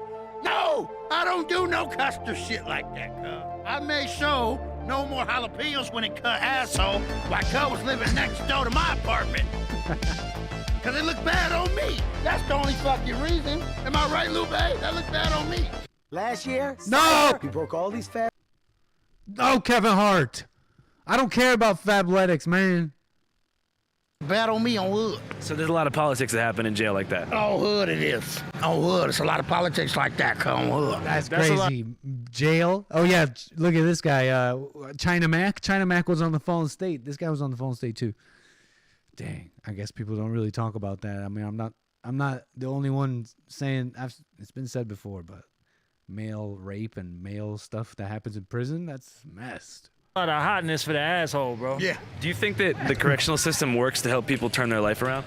No. Hey, you my nigga, 5'5", nigga, I'm �𝒐𝒄𝒊𝒂𝒍𝒔, nigga. Right. I ain't just ain't no nigga you talking to, my nigga. I'm a factor, my nigga. That's right. In the hood, my nigga. That's right. When I see you on YouTube, my nigga, I holler, I follow you, my nigga. Yeah, You on some real shit, my nigga. Great Street, my nigga, and I follow you, my nigga, and you good, my nigga. Yeah, My boy right. from Showline, cuz. Oakwood. And you good to come to the hood, my nigga. Like I said, nigga, I'm �𝒐𝒄𝒊𝒂𝒍𝒔, my nigga, big �𝒐𝒄𝒊𝒂𝒍𝒔. Don't forget my name, cuz. Great Street. Don't forget �𝒐𝒄𝒊𝒂𝒍𝒔, my nigga. When you come through, watch, my nigga. Big �𝒐𝒄𝒊𝒂𝒍𝒔, my nigga. Check in, my nigga. You good, my nigga. Real niggas do real shit, my nigga. Real niggas Great do real Street, my things. nigga. On everything, What my the- nigga. Love you, C-Mac, my nigga. Great Street. Now, I don't need no piece or none of that, bro. Good looking out, man. Yeah, I'm just a real one. I don't need no piece. I'm hungry. I'm good. All right, Snoop wants pizza. Pizza. Anybody pizza? Take a box. Take a whole box. You want a box of pizza? Yeah. What about these homeless fucks over here? Are they hungry? We're out here taking care of the people. We love the people. People love pizza. Pizza. They love food, and nobody's better than nobody. We're gonna help the people through the struggle, because everything's gonna see all right. On hood. Thank you, Crip Mac. Thank you, Crip Mac. HK Destruction, Hoover Killer Destruction. The shit on my 5 head is my favorite. He's committed. He's committed to saying 5, okay? Do you have any other tattoos? Yeah. FIP, 50 in peace, 40 in peace, 50 bang, the homeboy rest in peace, Tiny Sea Dog, the homeboy rest in peace, Hardhead Foe rest in peace. That's the Hoovers, they got 5 bullet holes going through the shit. That's a big cast, 51st, 52nd Street killer, that's they streets. So LA, it's a money sign, that's the Scrappy Doo dog. The Scrappy Doo will fight anybody, he had heart and I have heart. So I like Scrappy Doo. I'll fuck your wife, Custer. I'm gonna keep it 55th Street. Crip Mac is mentally sick, says Jose. Dang. And that's the brims. The bloods, the brims, they got their whole shit blown out, their tires just blew out, it's whacked out on my hand. A lot of fans first saw that and they thought that it was like because there's so many cars in LA that you didn't want to ride a bike because it was too dangerous to ride the bikes in the street and shit. Oh yeah, no, that's gang shit, it's hood shit. I'm a motherfucking gangbanger on hood. This is your boy Snoop. Last week on Channel 5 News, Andrew and the homies went to Phoenix to cover a homecoming event. Now, you know about the recap, okay? You don't need to see all this. Okay, he met Crip Mac a while ago. He got to know him, that he's a gangbanger. Lupe, you know Lupe, they're best friends. Okay, Lupe. He was... Okay, and here's Mama Bear. Here's Mama Bear. Here's where the mama relationship comes in. Check it out.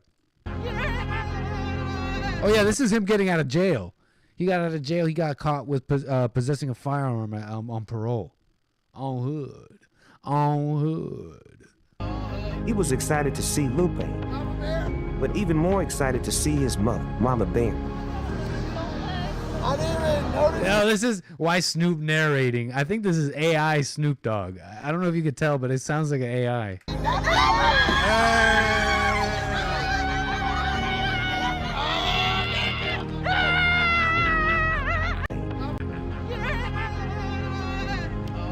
He was excited to see Lupe, but even more excited to see his mother, Mama Bear. That's totally AI. I didn't even notice you look so young. My name is Crystal, but I go by Mama Bear because C-Mac named me that when he was about 3 years old. So I am Mama Bear to C-Mac.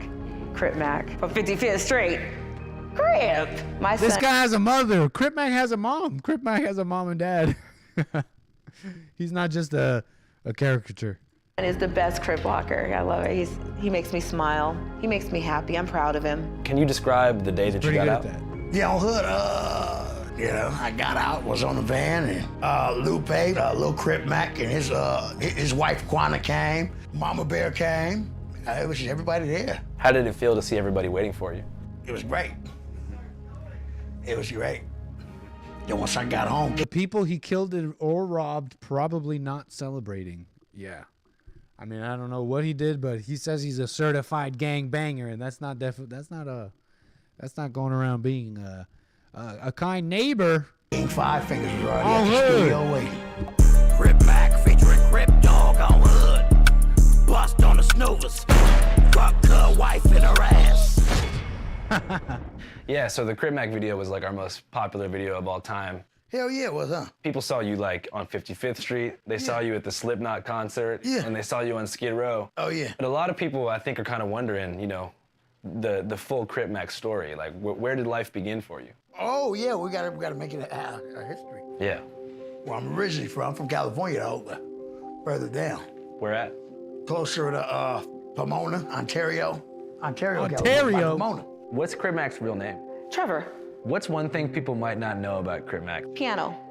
Crip Mac was trained in piano when he was younger. Yeah, classically trained, but I don't know if he can really play up to his potential because he doesn't practice. Oh, that's not how you play the piano. So what was your... I feel like that's something, anyways. First childhood memory? Oh, shit, I don't know. Like, what do you mean by first child memory? Like, what's the first thing you can remember from Hey, life? what's up, Karen? Having a jumper at my C-Day party. That was something big. So what was your son like? A jumper at my C-Day party. That was something big. Is this an AI-generated photo? Is this a false photo? What is this? What are we looking at, Channel 5? So what was your son like when he was super young? Oh, so What's up, Yes Gunner? rambunctious and hyper and just, I don't know where he gets it from. I've always been that way. I mean, I ride a Harley for Christ's sakes.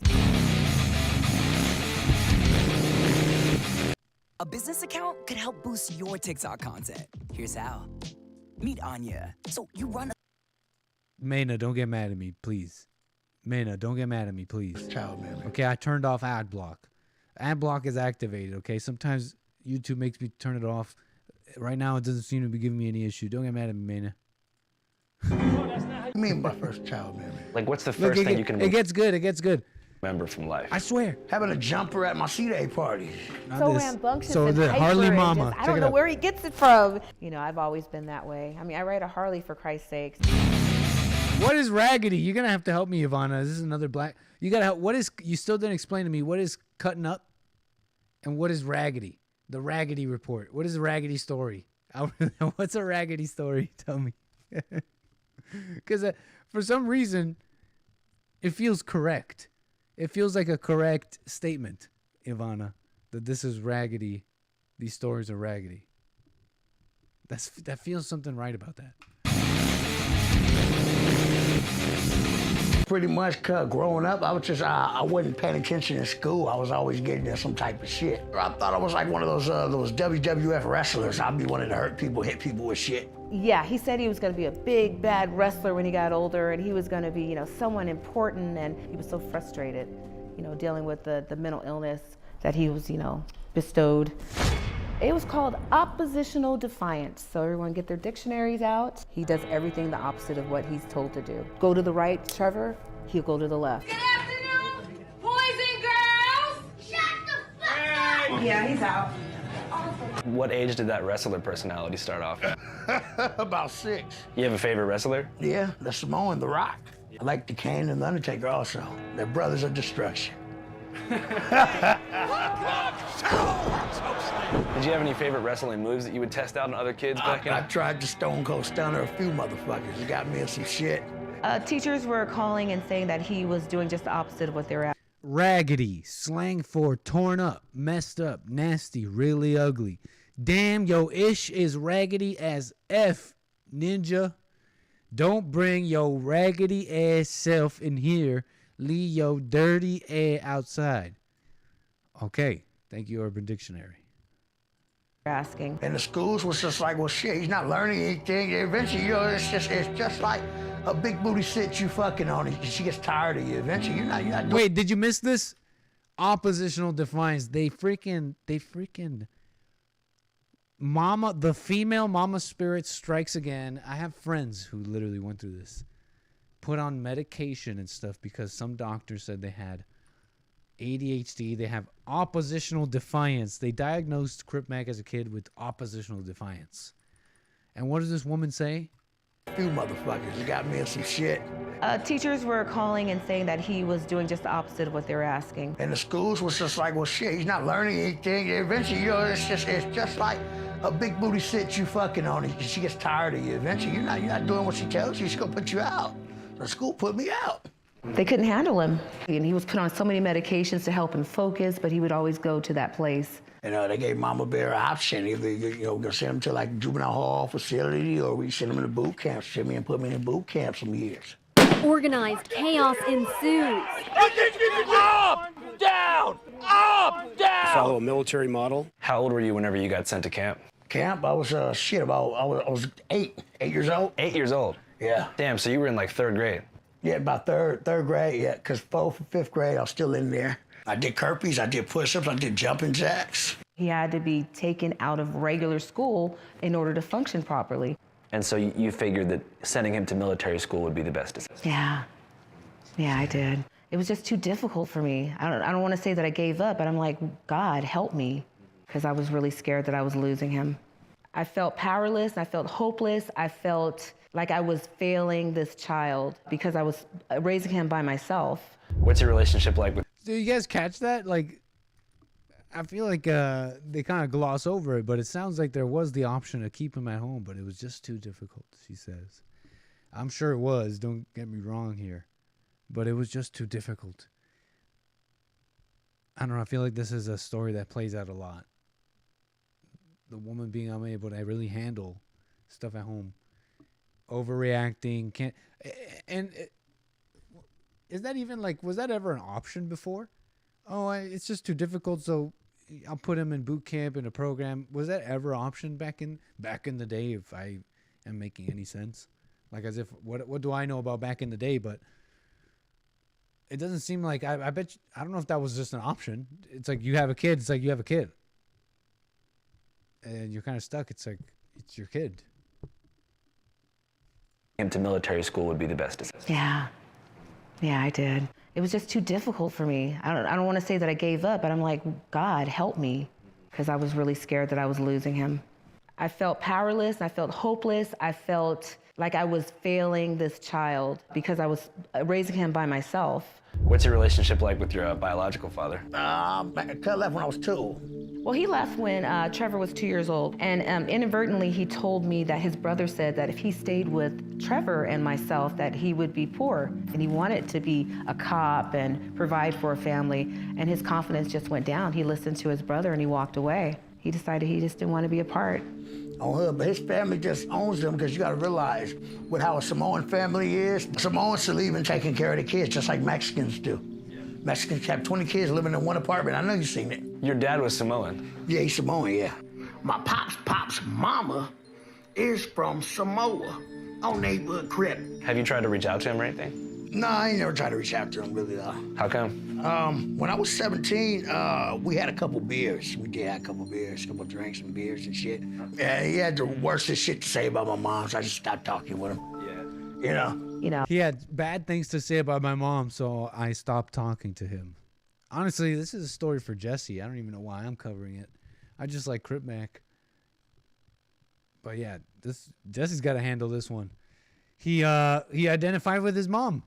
He felt bad for his mom, and so he went against his own father. You know, whatever issues his parents had didn't really have anything to do with him. And I'm sure that happens to a lot of families, huh?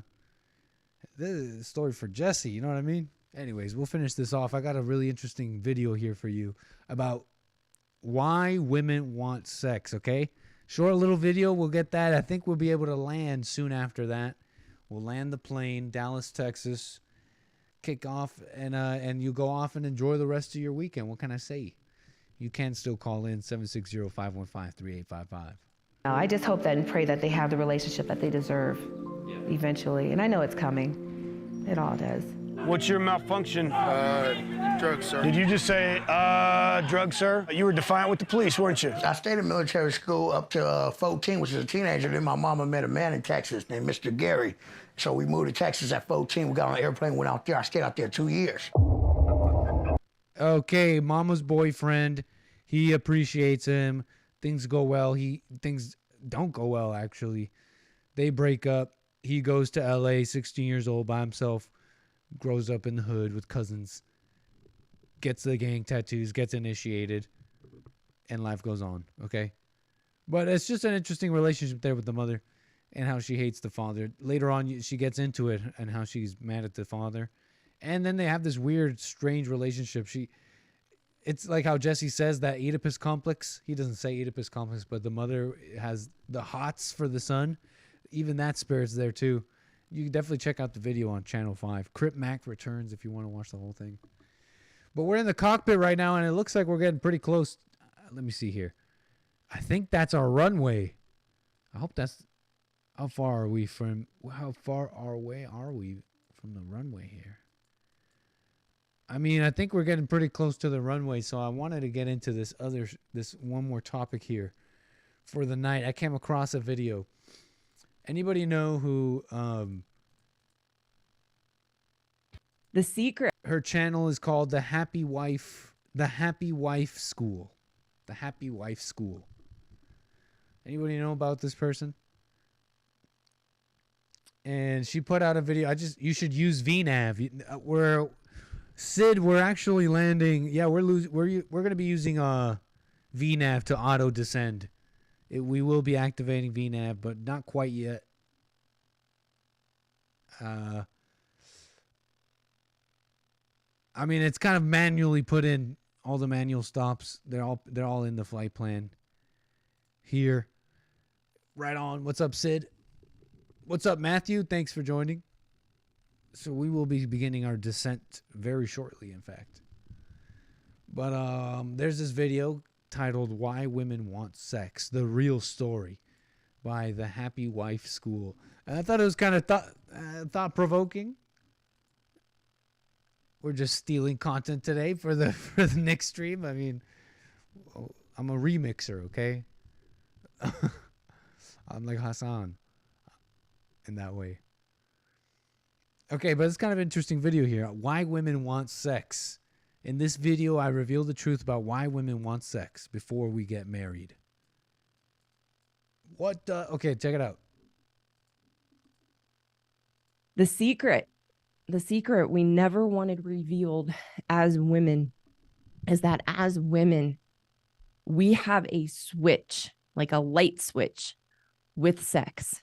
And it is either off or it is on. And we all know we have this switch and that we have the capacity and the choice to turn it on and off when we want to.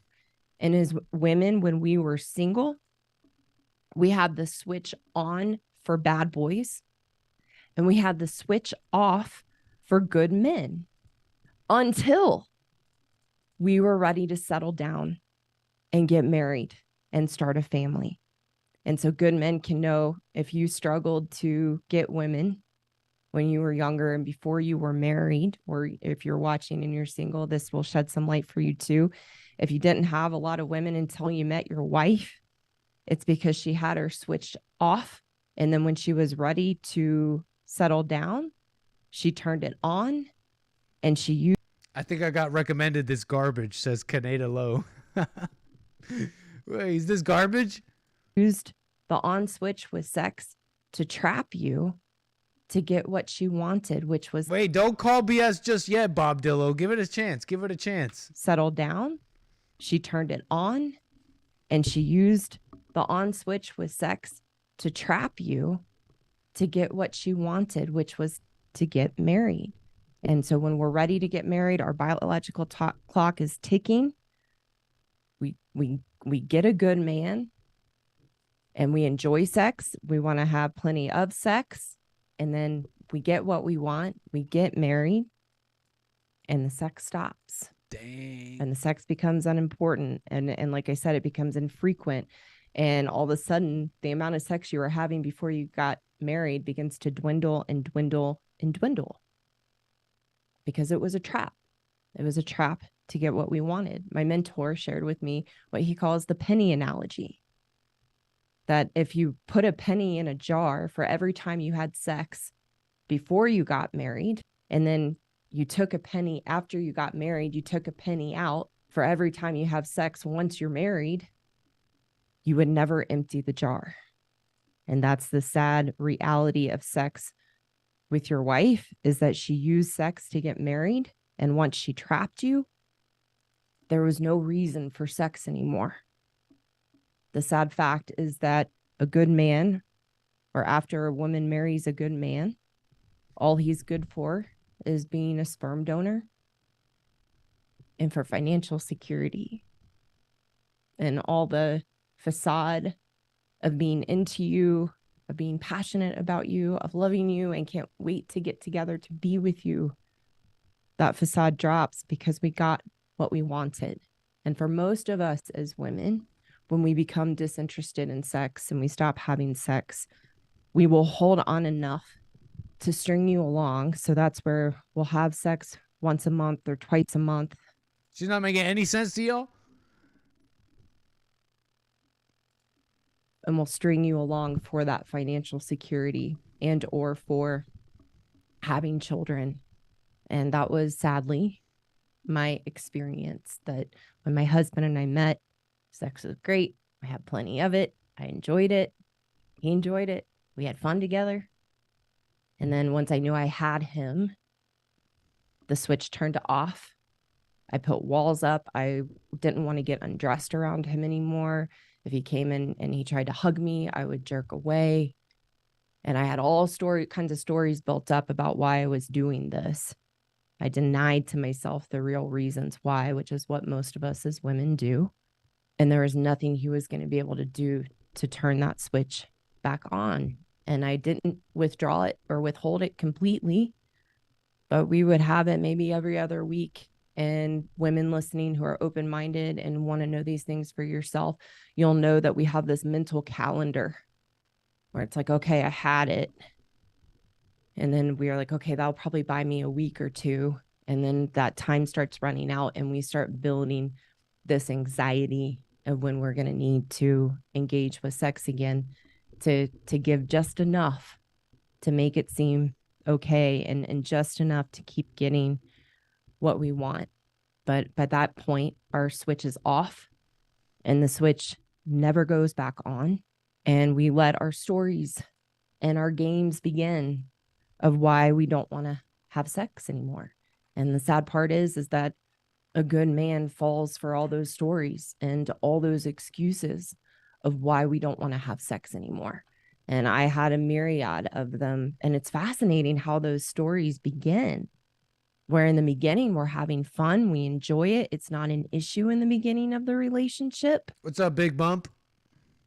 And then all of a sudden it's, well, it's my past with men before I met you, or it was my relationship with my dad, or I have really low self-esteem and I don't really know what I like. And just all these stories start coming up out of nowhere. And the sad part is because good men want to believe their wives, they see the good in us, is then they fall for these stories. Or the story of, well, I've changed and I need you to meet me in a different place now. I need you to start doing this beta female vibes. technique or that technique, or can we read this book together? I've changed and I need it to look, sex to look different now. And good men will fall for that. That's where I went. And I've shared a little bit about that in the last couple of videos, where I had my husband reading all these books with me. We went to couples counseling and I made it this giant ordeal in our relationship. And it was really confusing to him. And he would try to do all the things because he's a good man. And that's what you do. Tell me what to do. I'll do it. So he tried to do the different things that I said that I needed. And you'll see women in comments of some of these videos from other men telling men, here's what you need to do to get your wife to re-engage with sex. And you know, I'm depressed now, says Kevin Howe. No, don't be depressed. Your game back on. This is insightful AF, Kevin Howe. And you gotta, and all these things, and women will comment on the videos like, yes, I wish my husband knew this. But the truth is, and we all know it, ladies, is that if they do those things, it still doesn't make us happy, and we're still pointing the finger, and you're not doing it right. And well, I didn't mean it like that. And well, no, maybe that's not what I want. And it's just this, it's this total. Her husband must be emotionally castrated being with this woman. No, I'm sure he was when they were together, but this is a woman who's post-divorce. Crazy. But I don't doubt it, Sid. Making for good men. And so here's what good men need to know, and then we're going to get into the 5 top reasons why this happens. But the switch is really, really important. Okay, that's pretty much the whole thing. And if you missed it, she has a little insight into this because she was married. She was married, and honestly, I think this is a woman ready to kind of admit some of her faults. And I don't know who she's been listening to or what she's been reading. Things can get confusing quickly. And I think I can offer just a little bit of insight here. I mean, I'm not on the male, on men, on what men are, on what they are, not who they are. And I'll offer a little other side to the coin here on what she's calling good men that might be able to kind of tie up the story here a little bit, because I really don't think she's essentially wrong in that in her search for self-responsibility here. She was married and the marriage fell apart. Like she says, she emasculated her man. She didn't say that in this video, but in the description of her YouTube channel, she writes about how she realized that she's a former unhappy wife who emasculated her husband until she had an awakening that she was the problem in marriage. She says that in her description here. Now she teaches other married women and other men. And I don't know, whatever. You can have your thoughts about all that.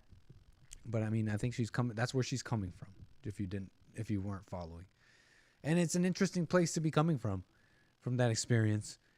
And I think this happens a lot, like Sugar Pancake Face says in the chat. I think it does happen quite a bit. It happens quite a bit, I bet. And I like what she's saying here because it's a little bit of self-responsibility on what doesn't often get talked about, on what gets missed with the Crip Mac story, for example. It's the best kept secret of all time, the evil of the woman and how it comes through her. Ladies, they're not innocent tulips. Yes, men have responsibility and like, for example, sex out of wedlock. Men, we kind of have that responsibility. I mean, you're the head of all women. And if you have any kind of awareness of yourself, if you're doing that stuff, sex out of wedlock, it kind of feels like maybe I'm in my head about this one, folks, but it kind of feels like having sex with like your daughter or a sister. In that, it feels just something like you're taking advantage. Like it feels something wrong about it. Anyways, look, I'm trying to tell you about how women aren't innocent tulips when they're involved in the sex out of wedlock thing. Yes, men, you have a responsibility, and we've let women down, and our lack of morality has translated into women hating us, and the breakdown in the relationship between men and women is a mirror to us ourselves, men. But women are part of the gambit as well, and they know that they're getting the man, they're getting him. There's something about the whole sex thing and the whole thing that they're getting him. You see what I'm saying? At the core, it's what you're doing. And I want to just add to what she's saying. Good men. She's saying good men. She had a good man, for example. That she had a good husband, but she just got what she wanted. She got the marriage. She got what she wanted, so she turned off the switch and stopped giving him the sex because she got him already. And she recognizes the evil nature of her doing that, and internally even having like a date, like, okay, I had sex with him, so he's good for a little while, and just stringing him along in the whole thing. But she calls that man good. And I just want to kind of want to say something about that. That good men, look, they're not good if they're going along with your woman's emotions. You're not a good man. Okay, there is no man is good, first of all. Doesn't the Bible say no man is good? But he is not a good man if he's trying to please you, if he's trying to satisfy you. He's not a good man. That's not a good man. He's just cultivating this for this situation to happen, okay? Any man who's pleasing and satisfying like in that way is setting himself up, is setting his wife to respond in this way. Don't you understand? You're setting your wife up to respond in this way. What she is basically getting at is that women want you to not want her. And about sex, like, this is going to sound like maybe ignorant or short-sighted, or maybe it's even going to sound holier than thou, and it really isn't. But why do we, can we really ask ourselves this question? Why do we need sex? I know, I'm not trying to be holier than thou, but why do we need sex, really? Let's say you want to get married. Do you expect, like, doesn't sex get boring? Like, I guess I'm just trying to say is that there is nothing that's going to protect us men or set us up the best in marriage, men, other than not needing that stuff. We can't control her. We can't make her do anything. We can't switch her switch on and off. You see what I'm saying here?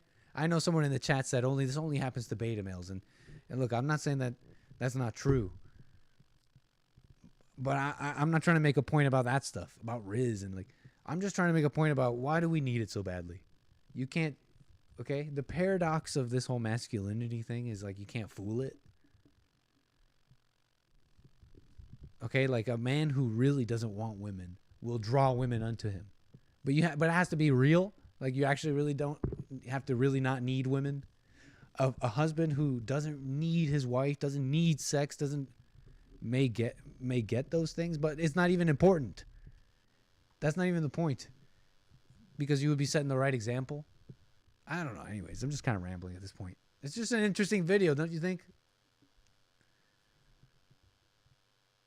It's just an interesting video. She should definitely be a guest on the Fallen State, I think. You need the Riz to switch the switch.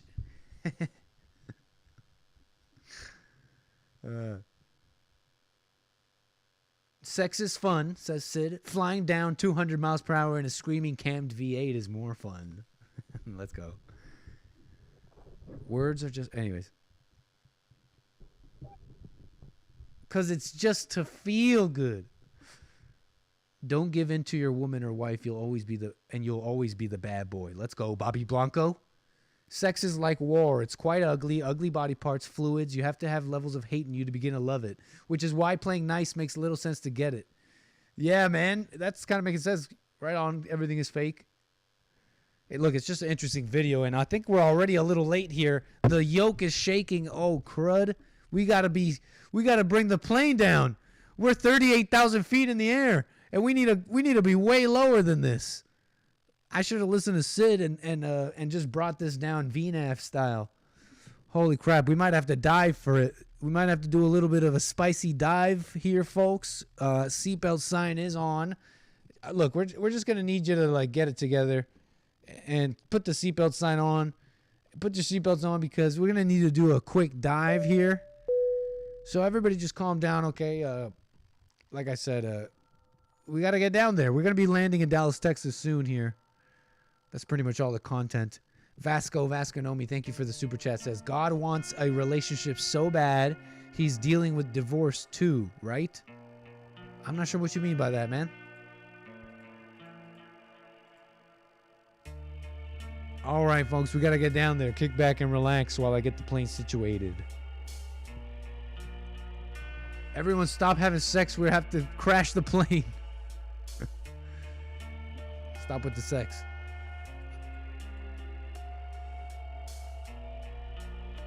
You gotta slow this plane down.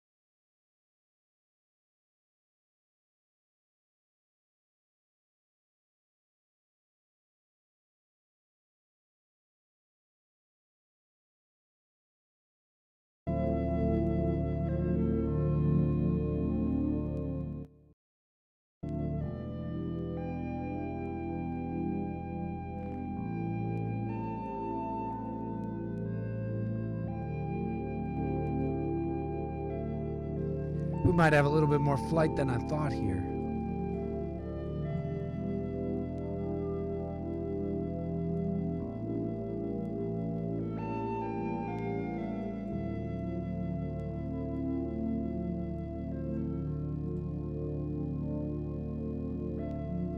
We might gotta. I think we have some more flight than I thought, to be honest with you. Actually, we have started our descent here, but I mean, it looks like we're chilling here for a bit.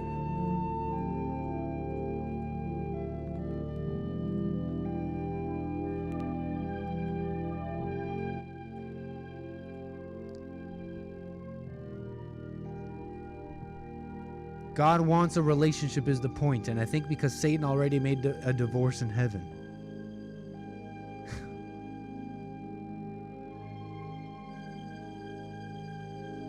I know what you mean, everything is fake.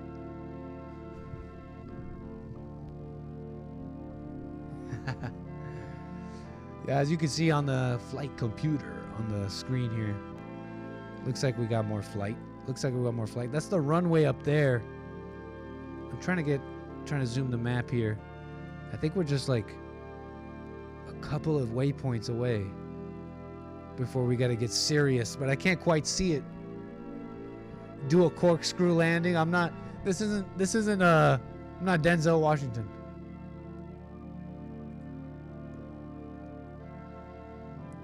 Anyways, what's going on in the world? What's even happening in America this weekend?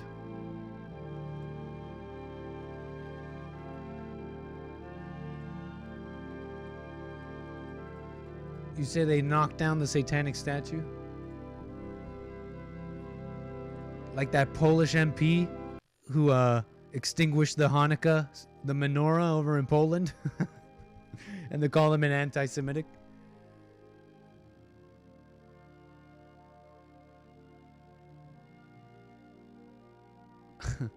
Yeah, they had like a satanic thing in...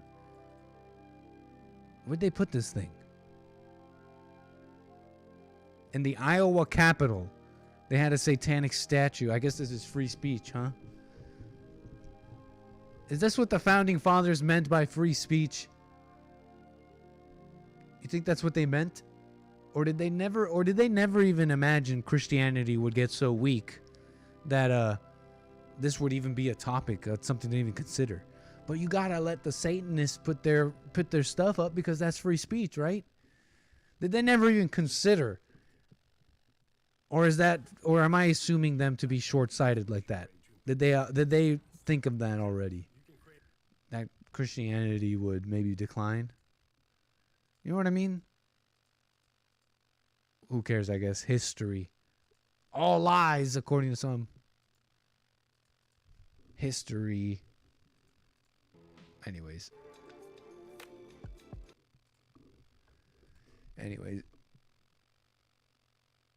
I'm drunk right now. What the heck? What's up, Flat Sabbath?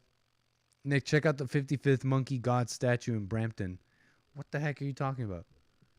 Oh, I mean the 50 foot. I'm stuck on Crip Mac. 55-foot Brampton monkey statue.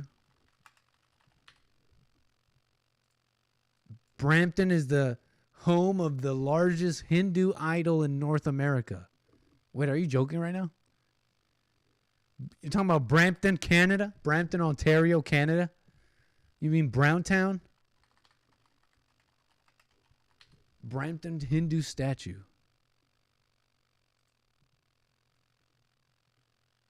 And at the Hindu Temple of Delaware in Hokkaido. No. Where? Canada. Brampton monkey statue.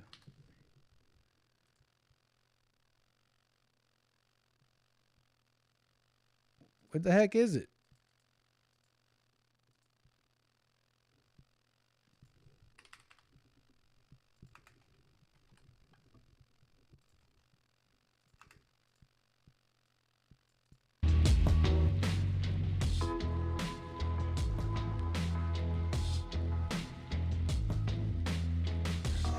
What the heck?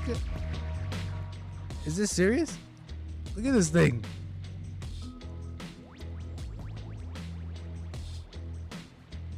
This thing is towering over there. Hindu temple.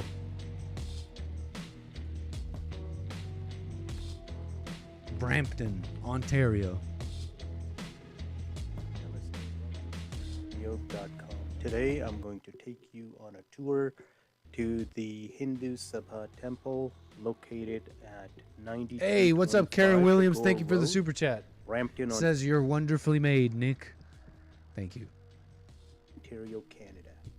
Please remember to share and subscribe and like the video. Thank you. Where's the statue? Anyways, shout out to the Hindus in Brampton, Ontario. Browntown, Ontario. It's the goddamn Punjabis doing this, man. Can't associate those people as Hindus, says Sid in the chat. I think we have a insider. We might have some knowledge from a Canadian in the chat. Thank you, sir. It's these goddamn Punjabis, man. I mean, we're pretty close, I think, folks. I'm waiting for this to show up on the map to see what I should do next. Straight out of Brampton. Anyways. Is this real? Anybody know if this is real? Ukrainian politician detonates grenades during a meeting in western Ukraine. 45 тисяч возьмемо, 45 тисяч. Чуєте? 45 тисяч нарахується голові. Умножайте мені на 14 місяців. Може бути, добре, може я. Ні, ну не помагайте людям. А може я. Оздоровчий кайчик тренер.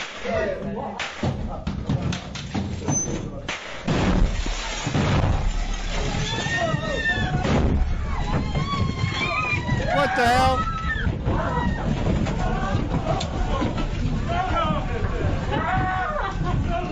People in the comments are saying it's real. Ukrainian politician grenade. Ukraine counselor detonates grenades at meeting, wounding 26.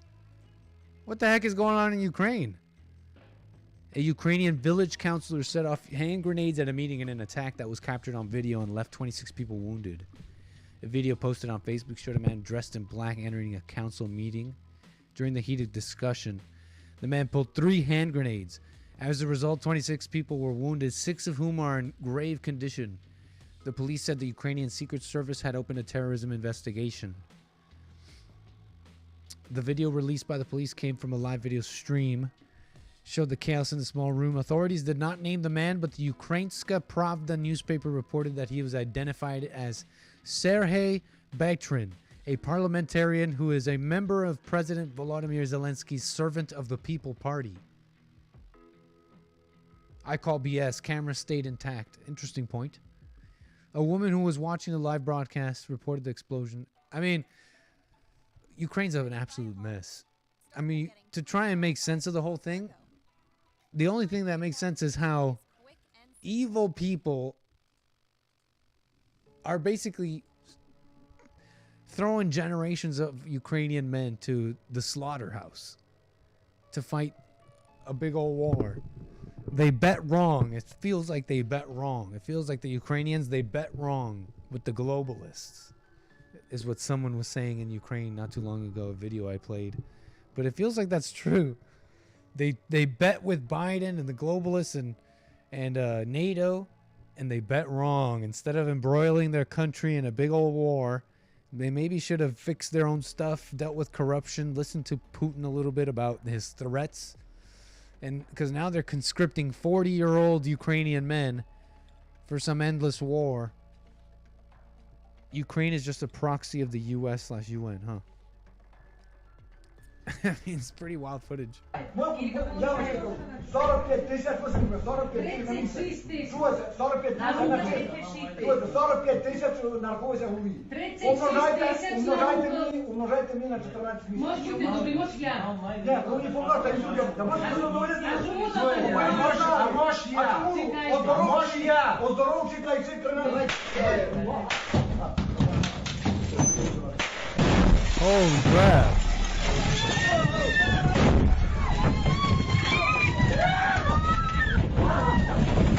That's wild, man. It looks like a video game.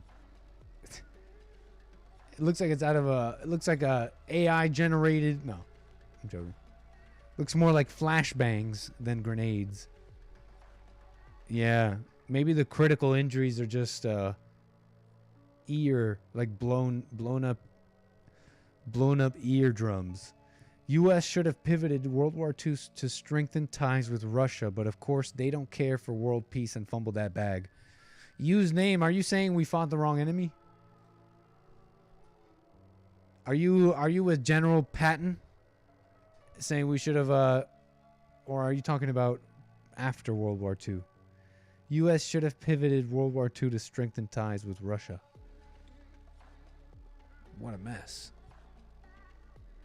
It's looking like we are close. Look at that, folks.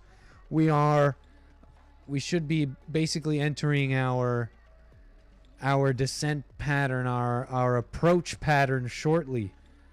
We're basically going to be entering our approach pattern shortly here. It's looking like we are. Let me just make sure. Yep. That runway. We should be hitting that runway. I'm not too sure, but I mean, we're not too far, okay? So kick back and relax while I get this situated here.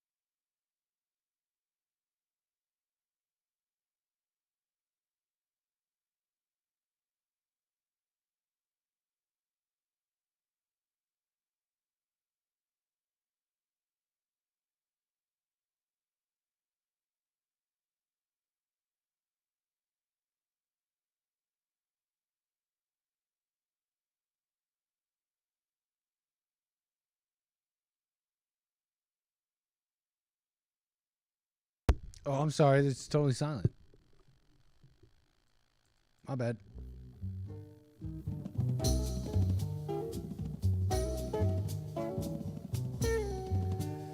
Darn, where's this approach? I think we're about to hit it. Where the heck are we?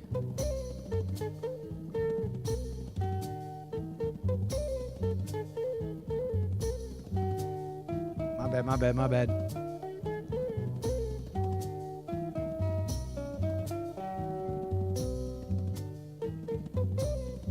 The heck? Where's this runway?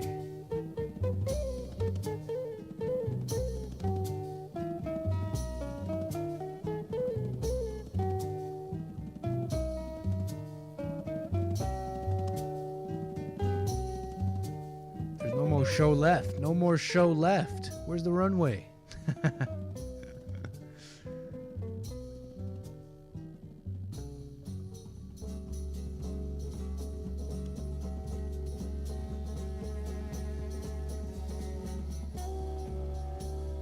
Nick forgot he was streaming. No, I was away from my desk. I didn't realize the music went off.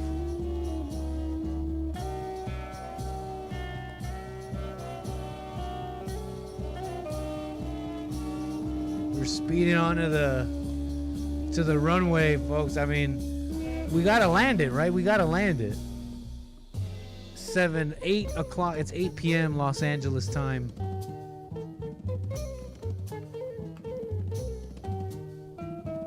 What is even going on in the world?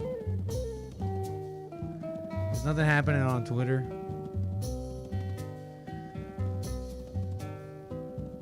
Everyone's talking about some weird stuff that happened in Congress. I don't really care about that.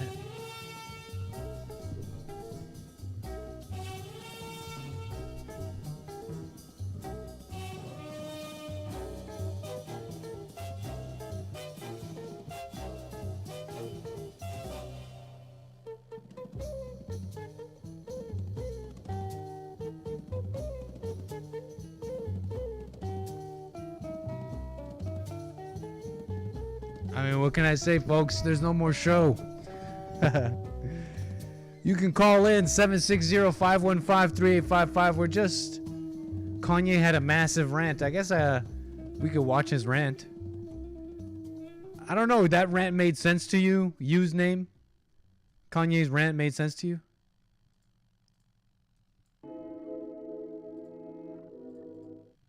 With no Instagram, nobody living, nobody at, and I don't want to hear shit from none of these Jewish niggas talking about, oh, he's in an episode. Harley Pasternak, follow me to the fucking hotel. No, we haven't landed. We still got some more ahead of us.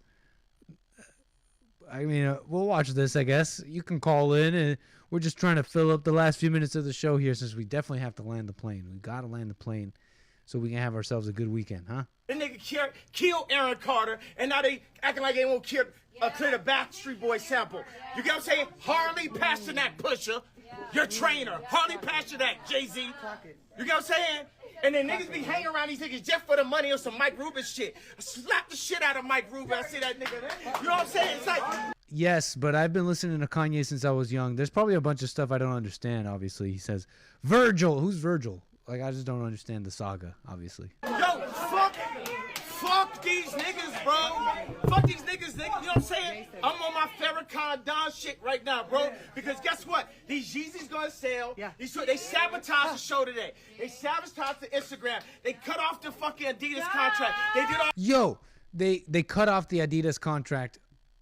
Here's something I do know. I know I already did this yesterday on my show, or was it either the day before, but how the news, when recounting the Kanye West saga, they'll say Adidas dropped Yeezy because of anti-Semitic comments. But if you look at the timeline, Adidas dropped Yeezy because of the White Lives Matter shirt. Virgil Abloh is the designer of Off-White Louis Vuitton. Thank you, Sugar Pancake Face. Adidas dropped Yeezy after the White Lives Matter shirt, not the DEFCON 3 on the Jews stuff. Okay? Let's remember that one, okay? Let's be clear on something here. tomorrow shit, then they want to go get light-skinned Ye. You gotta understand, that's Jerry. His real name is light-skinned Ye, bro. Deadass, he told me that was his name. It's light-skinned Ye. They want the light-skinned version. They want a George Floyd. They want a Virgil. They don't let me speak at his funeral. I saw 2, 3, 4, 5 white people not let me speak in Virgil. None of y'all niggas and Drake, nigga. Hold on. Yeah, he sounds emotional, like into the black thing a little bit. Like I like Kanye West. Don't get me wrong. I'm talking, baby. Drake, I love you. I'm gonna get the tattoo. But any of y'all niggas, Trav, Drake, whoever, y'all gotta show up. And don't tell me I'm talking crazy. Y'all niggas, I motherfucking Pharrell and me. Hey, come on. Me, Pharrell, we broke down this door. We all in this shit together. We all in this shit together. And we all. Wait, we gotta check the cockpit. We gotta make sure we're in some critical moments here, I think. Okay, I think we got this crazy turn here. I just don't understand it. You see this crazy turn we're making? Is there any way to stop that? I know your pilot, you probably don't want to hear that from your pilot. Hey, anybody, hey, Google that one. Google that one. I think we can go directly to NUSSS. Okay, sorry. We'll go back to the video here that doesn't even make sense in a moment here. We're at Axe. We're on our way to Axe, and we want to go directly to. We'll figure this one out, okay? Even if we have to Google it. Yeah, your pilot might have to Google it. We want to go to SEEVR. SEEVR. That's where we want to go. Okay. So let's pick SEEVR. And let's holding pattern? No. Enable new destination. Is that the button? Which one do we go? Enable. Is it that one? I pressed it. Are we going that way? Uh-oh. That might not be it. Okay, let's try something else. Let's try let's try let's try new destination. Okay, maybe it's not that one. Maybe I should stop messing with the computer. No, I shouldn't have been messing with this. Hold. Enable. And now I'm just pressing buttons. Okay, I'm worried I did something bad. All right, we're just gonna keep it pushing. We're just gonna keep it pushing. You gotta hit execute. You're right. Sid. But which was execute again? Execute.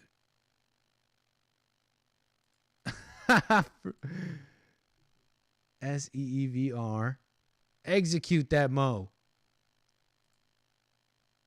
All right, this is just getting too scary. This is too complicated. Oh, and what I'm telling you, I think we're gonna hit the ice wall. Shit to say about my Jewish comments, but ain't nobody in this motherfucking room, and none of y'all entertaining niggas ever said nothing when I was praying to see my kids. One of the last days, bottom right.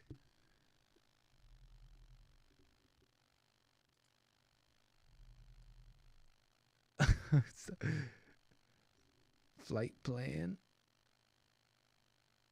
Bottom right. Execute that mo.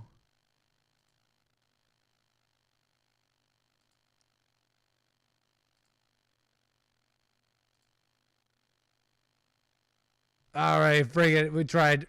What's my nigga that got fucking? Not like this guy's making sense, anyways. Locked up for the Megan Salad shit. Oh, Tory. Okay, look. So Tory Lanez called me. We were saying prayers. We were saying prayers on the phone together, and I prayed that day. And y'all saw that shit. And y'all saw when I couldn't see my kids, when I couldn't see Chicago too. All y'all niggas on Instagram got some shit to say. Y'all niggas saw this shit. Don't tell me about my fucking political opinion. I made more money to show you that money. Yo, he does talk about his kids in this rant though, and how they keep him, how he has visitation and stuff like that. That's crazy. Ain't nothing. It's our money, nigga. It's our country, nigga. It's like stolen from us. It's pyramids, nigga. It's pyramids. It's St. Louis, nigga, Missouri. They stole it. All the shit. America just the latest bitch that been ran through so many times. The Greeks hit her. Massamusa hit her. We had her. The Indians and shit. The motherfucking pilgrims It's the Jewish niggas. They dress the same, nigga. It's the same shit. That's the story. They put us in the school. The Rothschilds. I know Jay-Z back here like, oh, this nigga gonna die now. I've been here for a year, my nigga. They can't fucking touch me. Why? Because God covered me. He covered me. And guess what, Trump? We ain't giving you your support unless you get Larry out. Unless you get Jeff out. You understand what I'm saying? Because y'all niggas, y'all politicians think y'all gonna just get our shit for free. Oh, all of a sudden, nigga, because you got a mugshot, you with us now? What is he even saying, folks? What is he even saying? What's he even talking about, folks? What can I say? We're on our, looks like our final turn. We are on our final, I think these are the final few waypoints. I think if we were high, we might understand more. Yeah, too chaotic. It's relevant to what JLP talks about. Can you make sense of this username? You seem to know more than I. Can you make any sense about what's going on? What's he? You agree with him?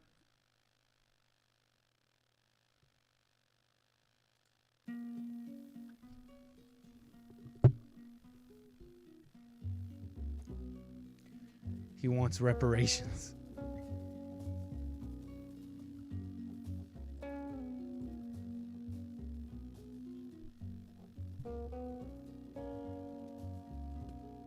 Listening to Kanye is like watching season 14 of a show and trying to understand what's going on. That's for sure. I can definitely agree with that.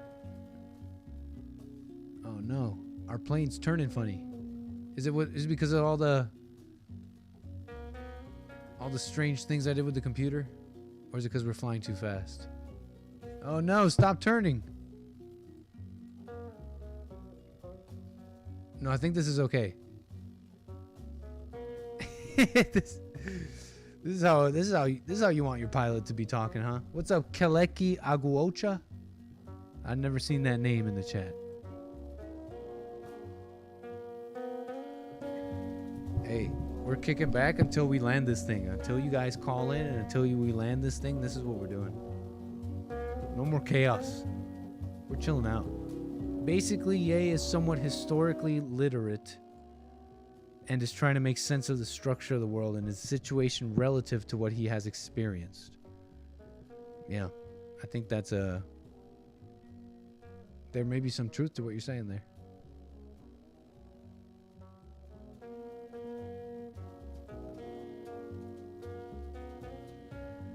Where are the parachutes? Underneath your seats, but you're not going to need them, okay? We're going to land this puppy.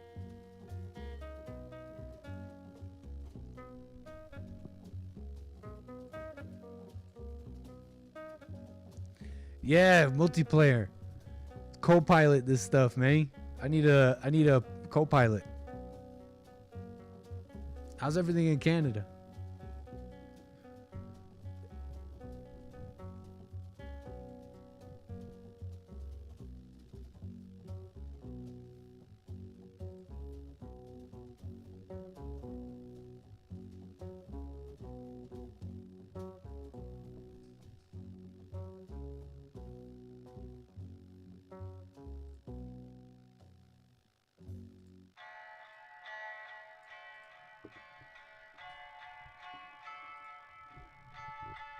I'm gonna rock ads too if you guys don't mind.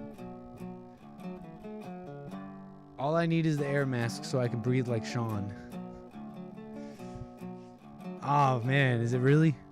Sid? Justin Trudeau's effed it all up.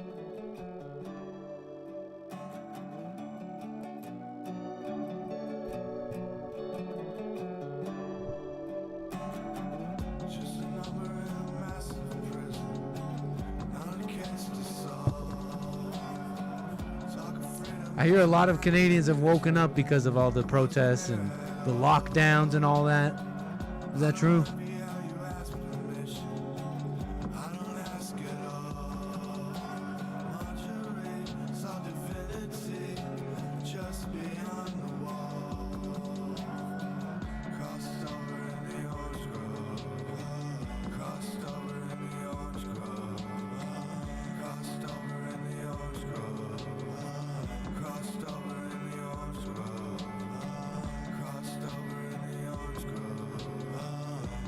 What's up, Adam Juno? Jays get the most hate over nothing. People project their own failures onto them. Right on, everything is fake. No more blaming. Can't be blaming.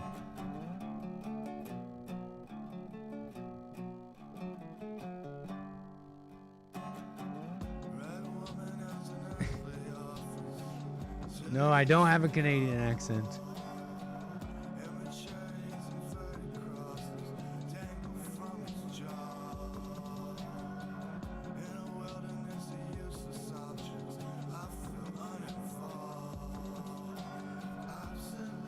His dream is crumbling and he is realizing that it is an illusion. As a result, he is rebelling against everyone who is tearing it down, most notably the Jews. Interesting point, username. Thank you.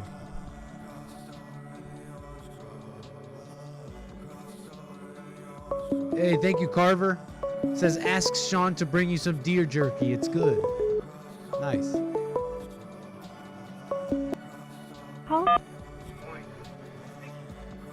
Hey, caller, you're on the air. What's your name and where are you calling from?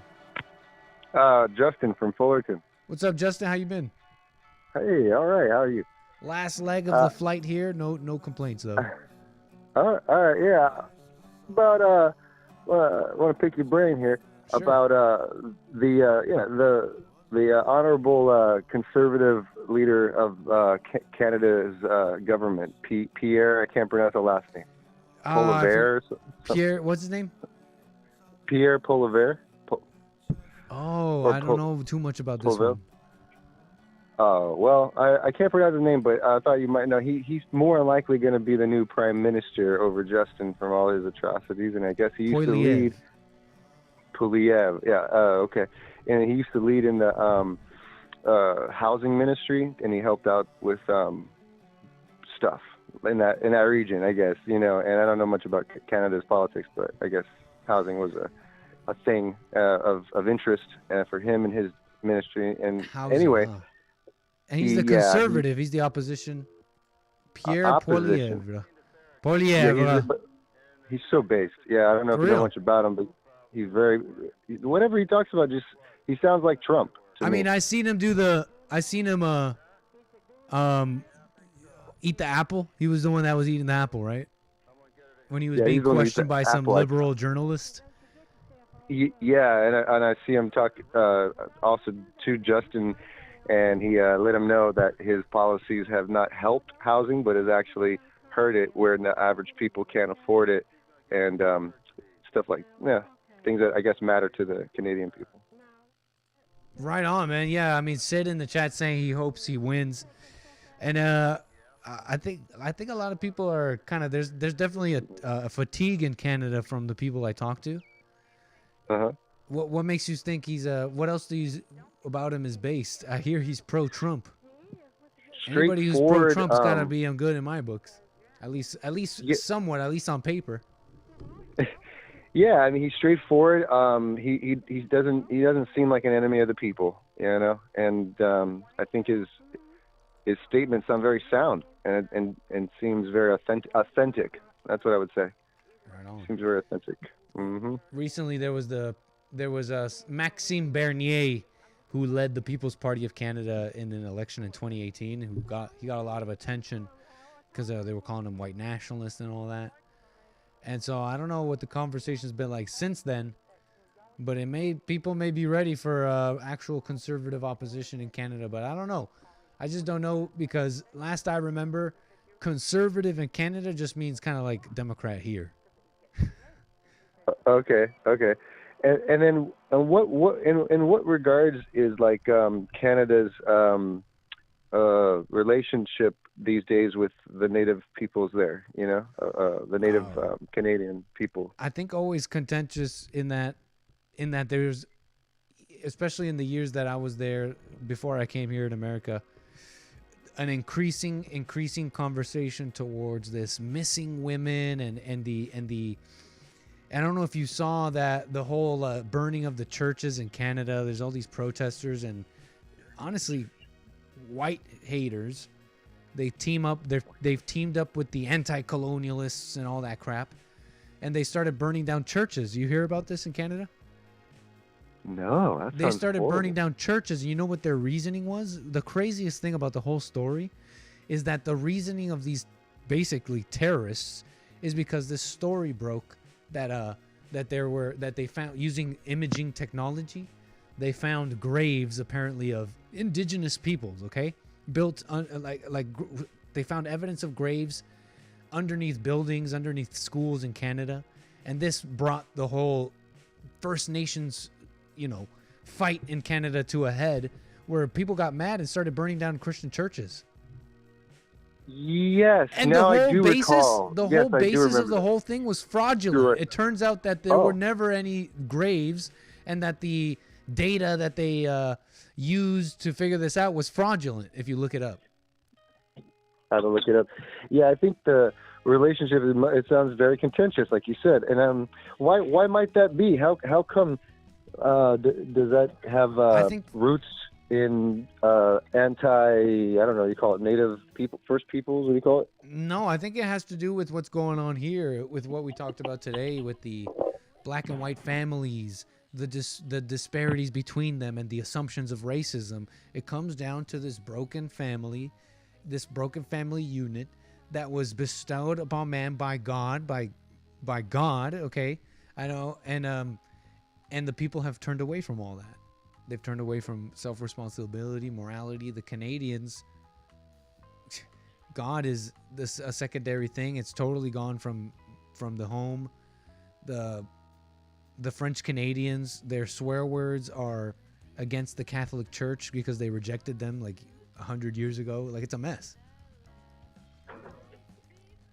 Wow, so it sounds like there's a lot of rebellion going on in Canada. Yeah, and it's not Our too brothers up different north. from what's going on here.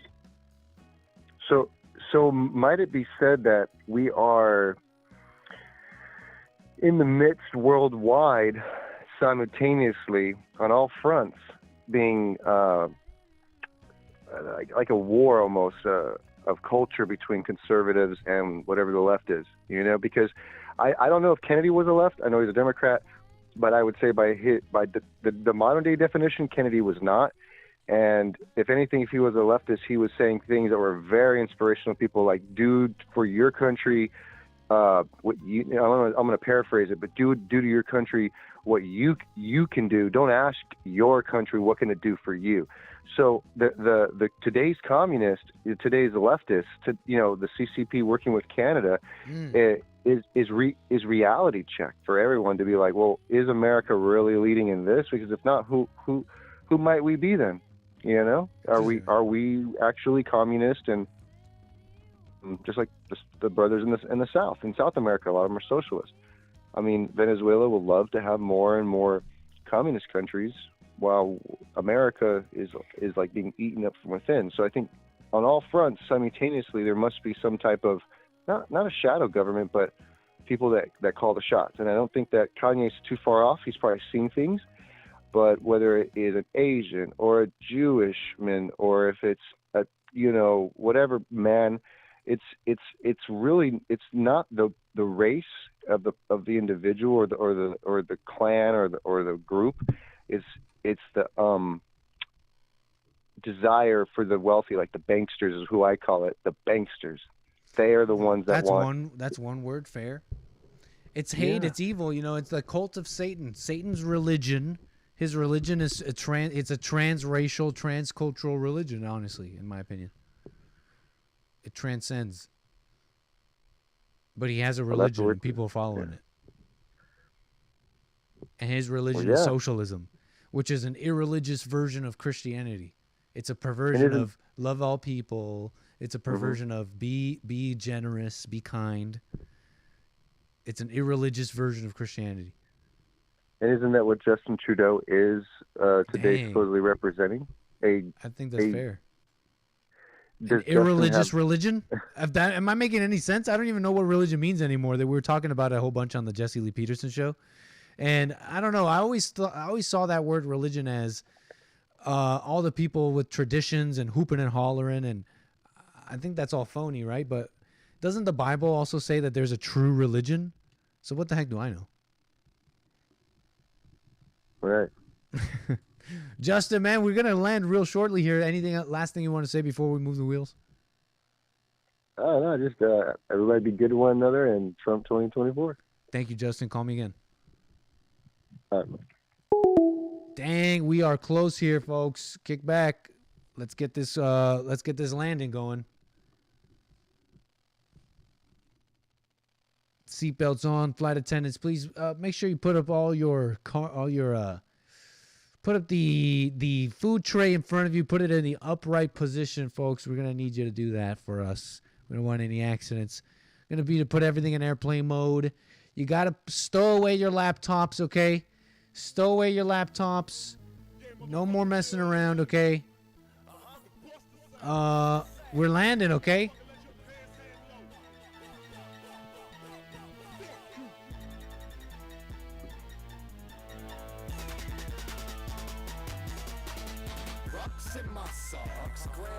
We got an approach mode. Dallas, Texas, we're a little high right now. We might have to dive for it a little bit.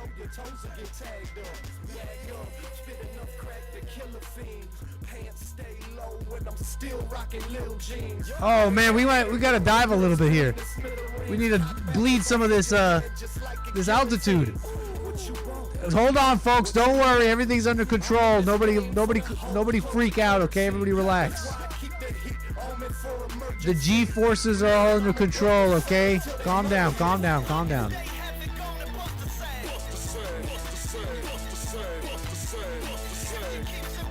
Nice.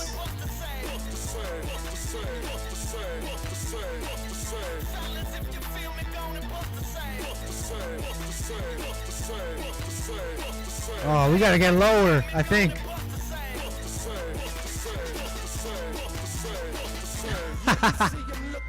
What the? Okay, calm down. We gotta bleed all this speed. Spicy landing.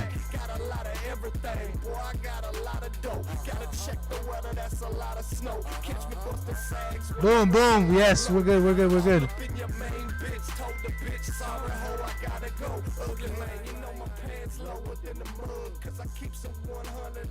Oh, what the heck? We were way too high, I think.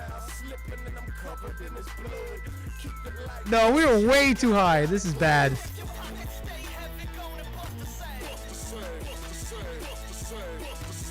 Oh, we're crashing.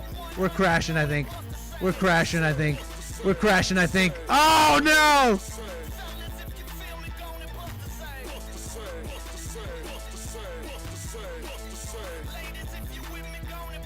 Okay, and folks, ladies and gentlemen, we've arrived at Dallas, Texas. Soul plane landing. It's a little bit of a soul plane landing. Local time is 10:25 p.m. We've arrived Dallas, Texas, folks. Okay, I know it was a bit of a bumpy landing. You may have hurt. You may have look. It's okay. We seem to not be slowing down at all. We seem to not be slowing down at all in the runway. We need to be slowing down. Okay, we're running out of runway. We are running out of runway. Okay. Whew. All right, ladies and gentlemen, the local time is 10:25 p.m. We've arrived in Dallas, Texas. The contents of the overhead compartments are definitely have shifted. So make sure that you are a little careful before you open those overhead compartments. If we don't want to have ourselves an accident on your way out, make sure you thank our lovely flight attendants for a nice flight. They will be able to assist you if you have any connecting flights. And of course, as always, your continued patronage on Anchor Baby Airlines is appreciated, okay? I don't know if that's the South or the North, baby. Look, some say we shouldn't have survived that. Some say we shouldn't have survived that, but we did, and we're okay. So I don't want to hear it. I don't want to hear all the commotion. Everybody calm down. Calm down so that I can thank you for your continued patronage here on Anchor Baby Airlines. Thank you so much. That's the show. What's up? That's pretty much the show. Affirmative action landing. Hey, we'll try again. We'll try again next time. Enjoy your weekend. What can I say? What else? Enjoy the rest of your weekend. That's the show. I shall see y'all on Sunday for church with Jesse. Is there anything to say? Is there anything to be said?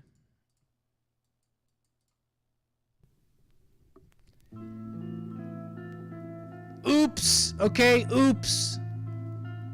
I hope you enjoyed the show. I think I had a super chat. I don't want to miss him. Just a regular guy super chat. It says, amazing stream as always. Asians are saving America and they ain't even complaining like the Jews. Right on. Just a regular guy. Thank you. On the first day of Christmas, Nick's dream gave to me whiplash. Classic. Great flight, Nick. Thank you, everybody. All right, y'all. 50% success rate.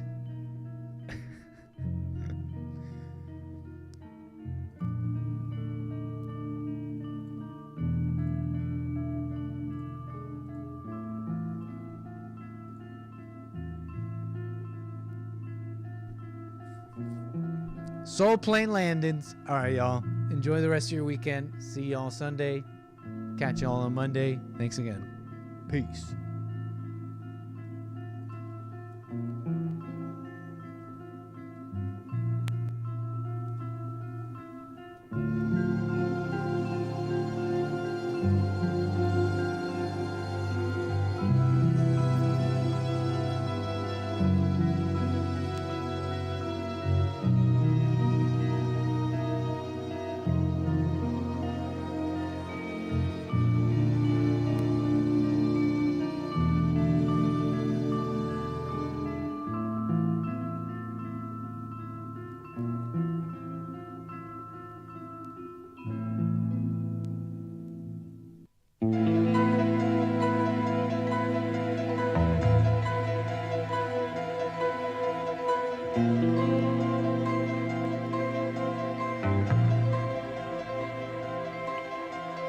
Thank you.